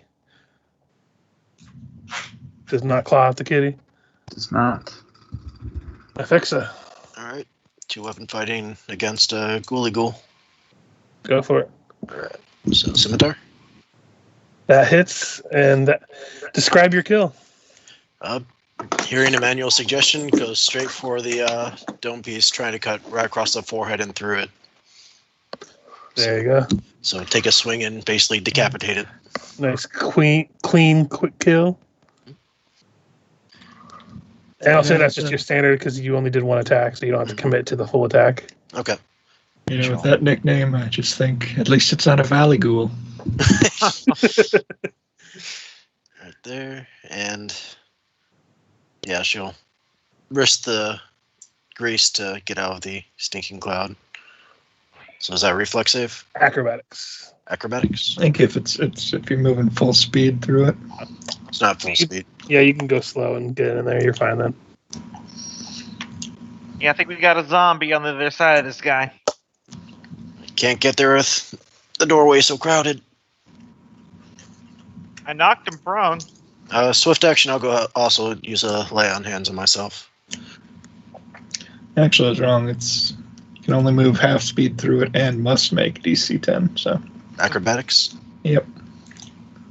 Just enough. Hey! If the guy stands up. Yeah, he's going to stand up and then provoke. So I'm going to take a jab at him with my short sword. 19. Yeah, that will hit. And Tailteeth also gets the attack. I think that's the most damage you've ever done with a melee attack. No, I got a natural 20 on the Goblin in the first session and killed it with 6. There you go. That's 17. Yeah, that hits. Does it still technically get to try to do the trip? Oh, no, it's still prone until after the attack. Yeah, it's prone until after the attack rolls. As it came out of my mouth, I answered my own. I learned that the hard way. Yep. It was a 1 anyways. He gets up. He's going to try to cast defensively. And loses the spell again. Yeah.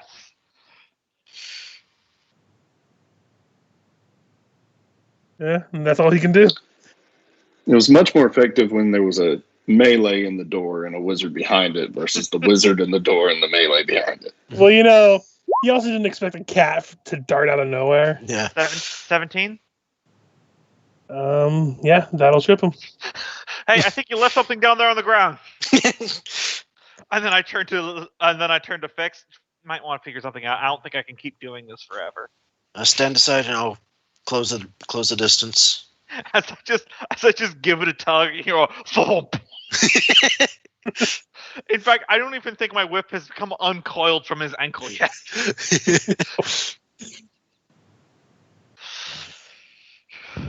Are you able to move out of the way? To where? Into the stinking cloud? You guys risk the trip and Yeah, I guess I can do that.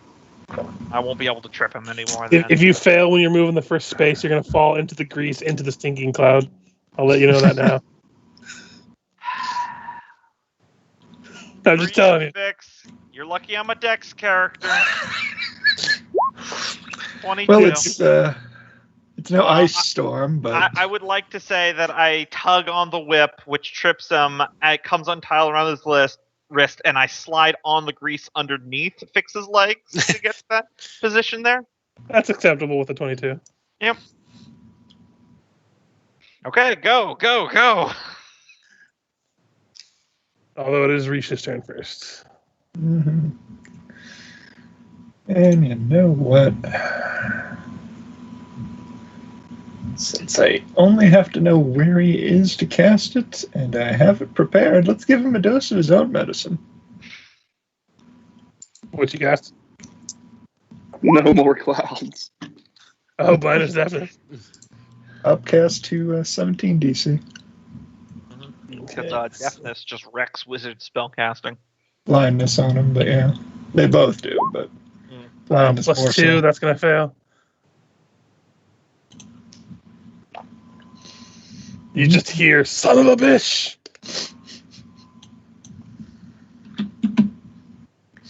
Gogmert, now you're no longer nauseated. Also lizard cackling, but you know, you hear that a lot. All right. Wait, is he blind now? Yeah. So the second he hit the ground, he loses his vision. He just thinks he hit something really hard. Nah, he's a wizard. He knows there was magic. Yeah, Well. I imagine it's not like a natural feeling. It probably like clouds over or something. Mm-hmm. Well, I think what I'm gonna do is, let's see, how far would it be? Okay.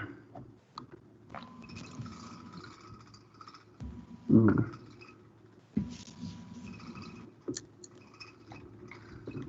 I was trying to map it out so that I don't spend time in the cloud.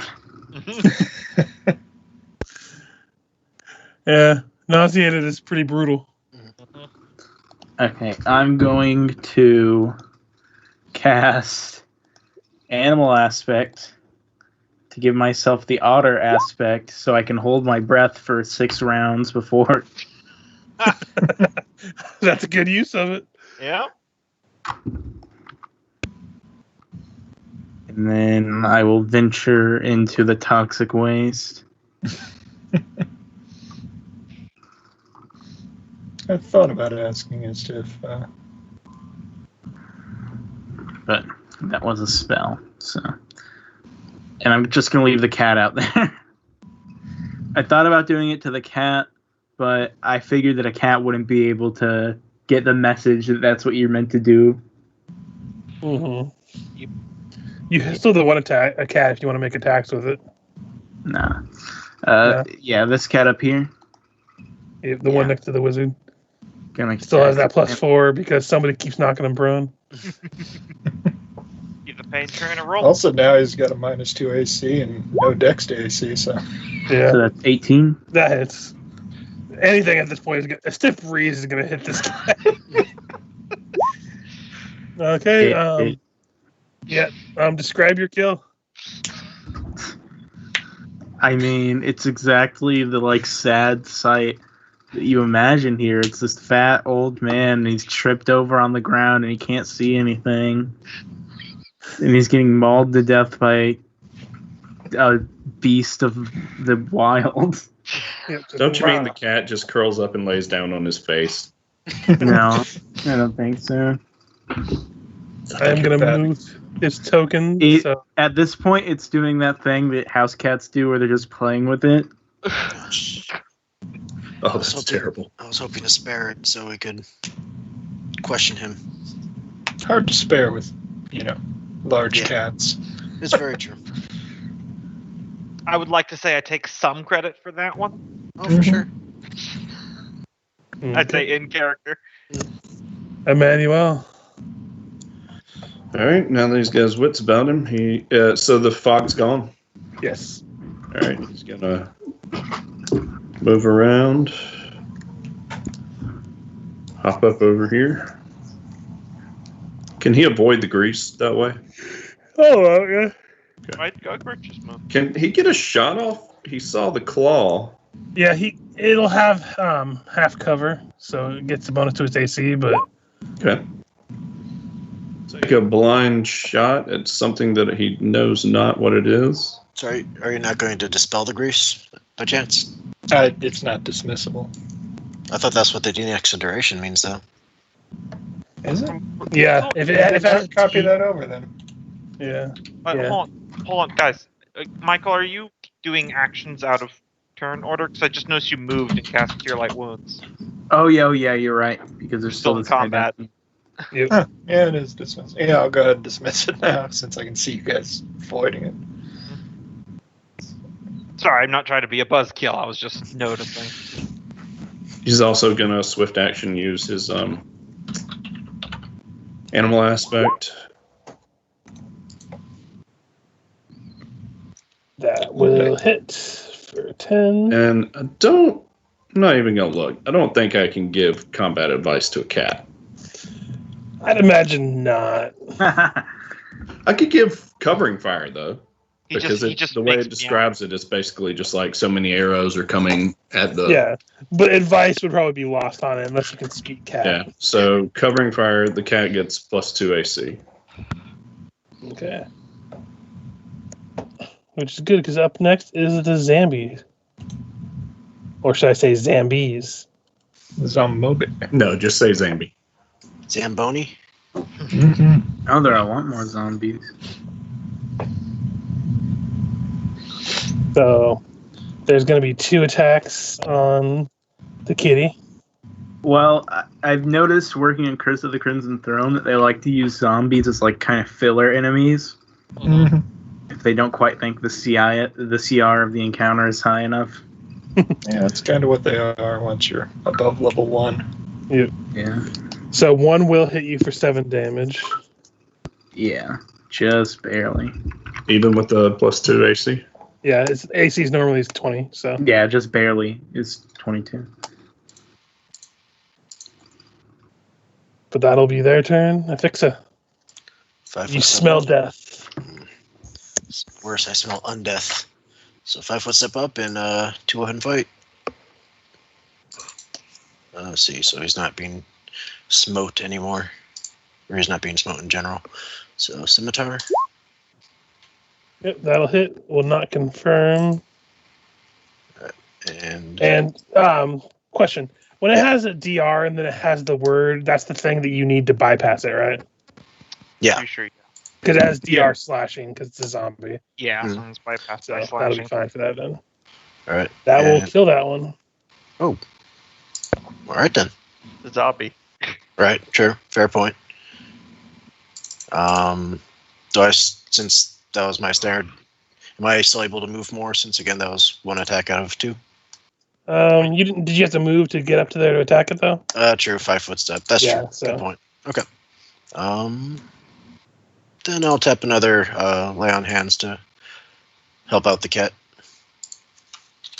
Wait, I thought you can only bonus action yourself. It's a swift for self. That's true. I think it's a That's move true. for others. It's a swift for yourself, standard for others. Standard. All right. So yeah, I'll lay So on no hands healing myself for kitty then. yet. I get to re-roll that because my trait. My turn? Yes. Okay, you better appreciate this, Gogmert. 18 hit points to the cat. Yowzers. Oh, cure mod. Yeah. Cure moderate wounds. Level 2 spell. Also, that's some nice rolling for that spell too. Yep. So it was a good roll. Because I figured Gogmert's spell casting will actually do more than mine.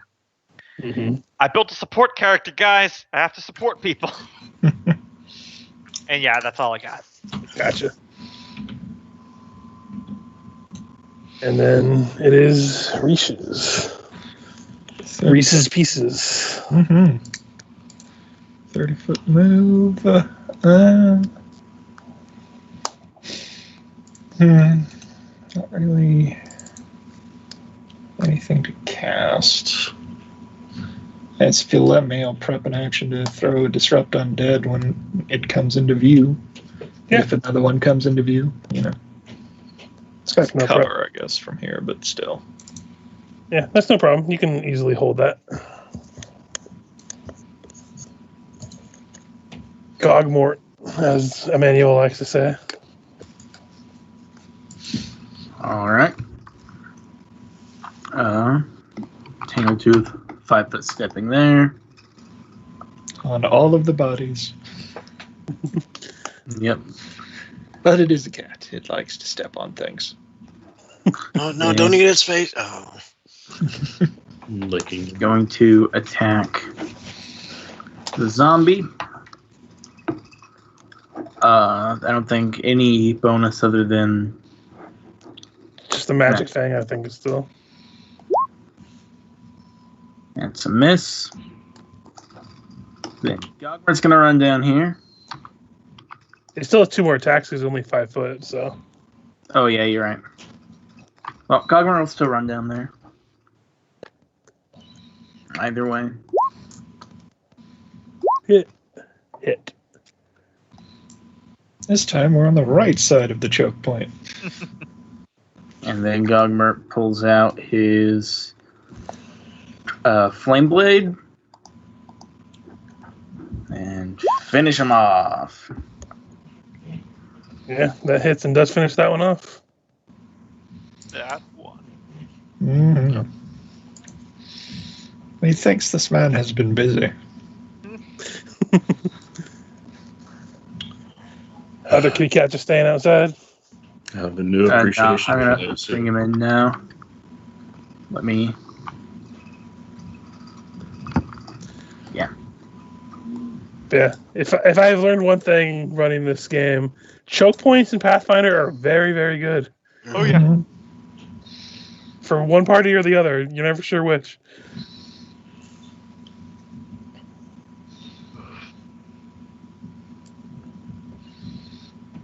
One thing I've learned is just fill your party with as many people as possible.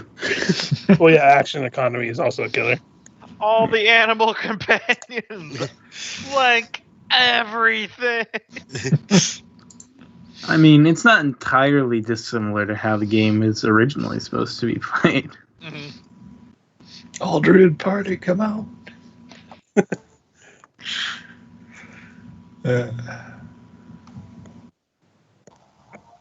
If we could find enough archetypes to stack the bonuses, an all bard party would be hilarious too. No. A party of 5 rat folk, all one space. Yep. You know, I actually found a feat that allows a non-rat folk to start, or a feat chain that allows a non-rat folk to participate in all that. He's the guy that was raised by rats. Well, and there's another feat that he can be like the Master Blaster. They just Voltron onto him. Swang, swang, swang, swang. But yeah, it's Emanuele's turn, by the way. Emanuele ponders killing this man who was obviously interested in undeath. Well, the one we did kill turned him into cat food. And if we don't find his book, I'm going to harvest some of his blood. Did you learn nothing? Don't lick the blood. He's not undead, I don't think. That checks out. There's so much you don't know. What you doing, Emanuele? This has evolved quickly. He's just hanging out. I don't think it's realistic for him to jump through all those people. Probably not. That's especially, okay. Considering the cat's sitting atop 2 corpses and there's another one in front of it. And apparently now a 4th. Sad toke. This is the last one. It is going to try to slam the kitty because it's the one in front, and it does not work. Here, we can take this one hostage. Oh, yeah. Emanuele, hold it back. Maybe I can commune with my own kind. Apparently its leader is Brains. And it's terrible that you all make so much fun of these souls. So long, depart zombie body. This evolved rapidly. He becomes a civil rights leader for the undead. What you doing, Fix? You need a representative. He's going to try to move through if possible. Nope. Okay. Because I couldn't see around the corner, so. Yeah. All good. You know, Fix sounds awfully similar to Grix. Says the evil character. It is going downstairs. If you want, you could try to acrobatics down the stairs, like over the head of the zombie. That sounds like a good way to break my neck.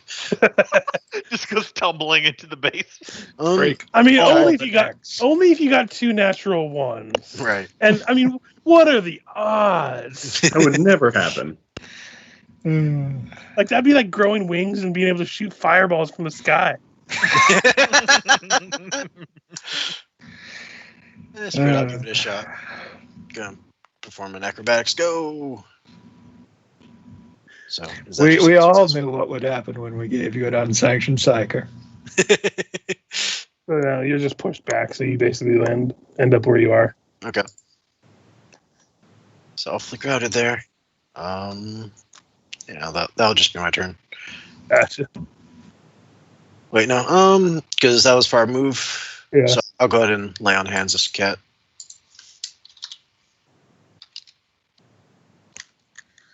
Hit points for the cat. You're just petting it. Stop, kitty.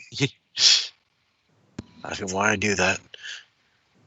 All right, my turn. Yep. Heal myself for 11.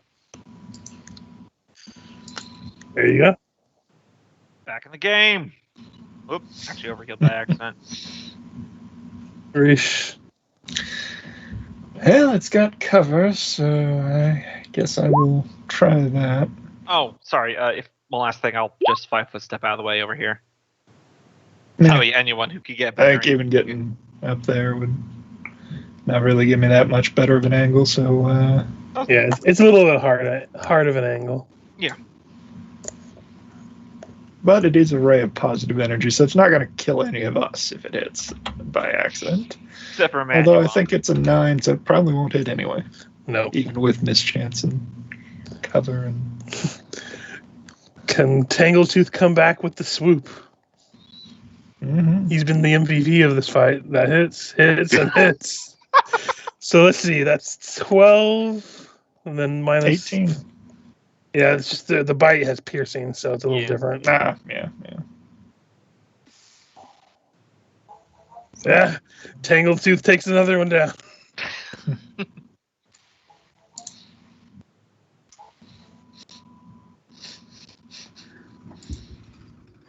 Another one bites the dust. Yeah. Or Tanglefoot bites the dust again.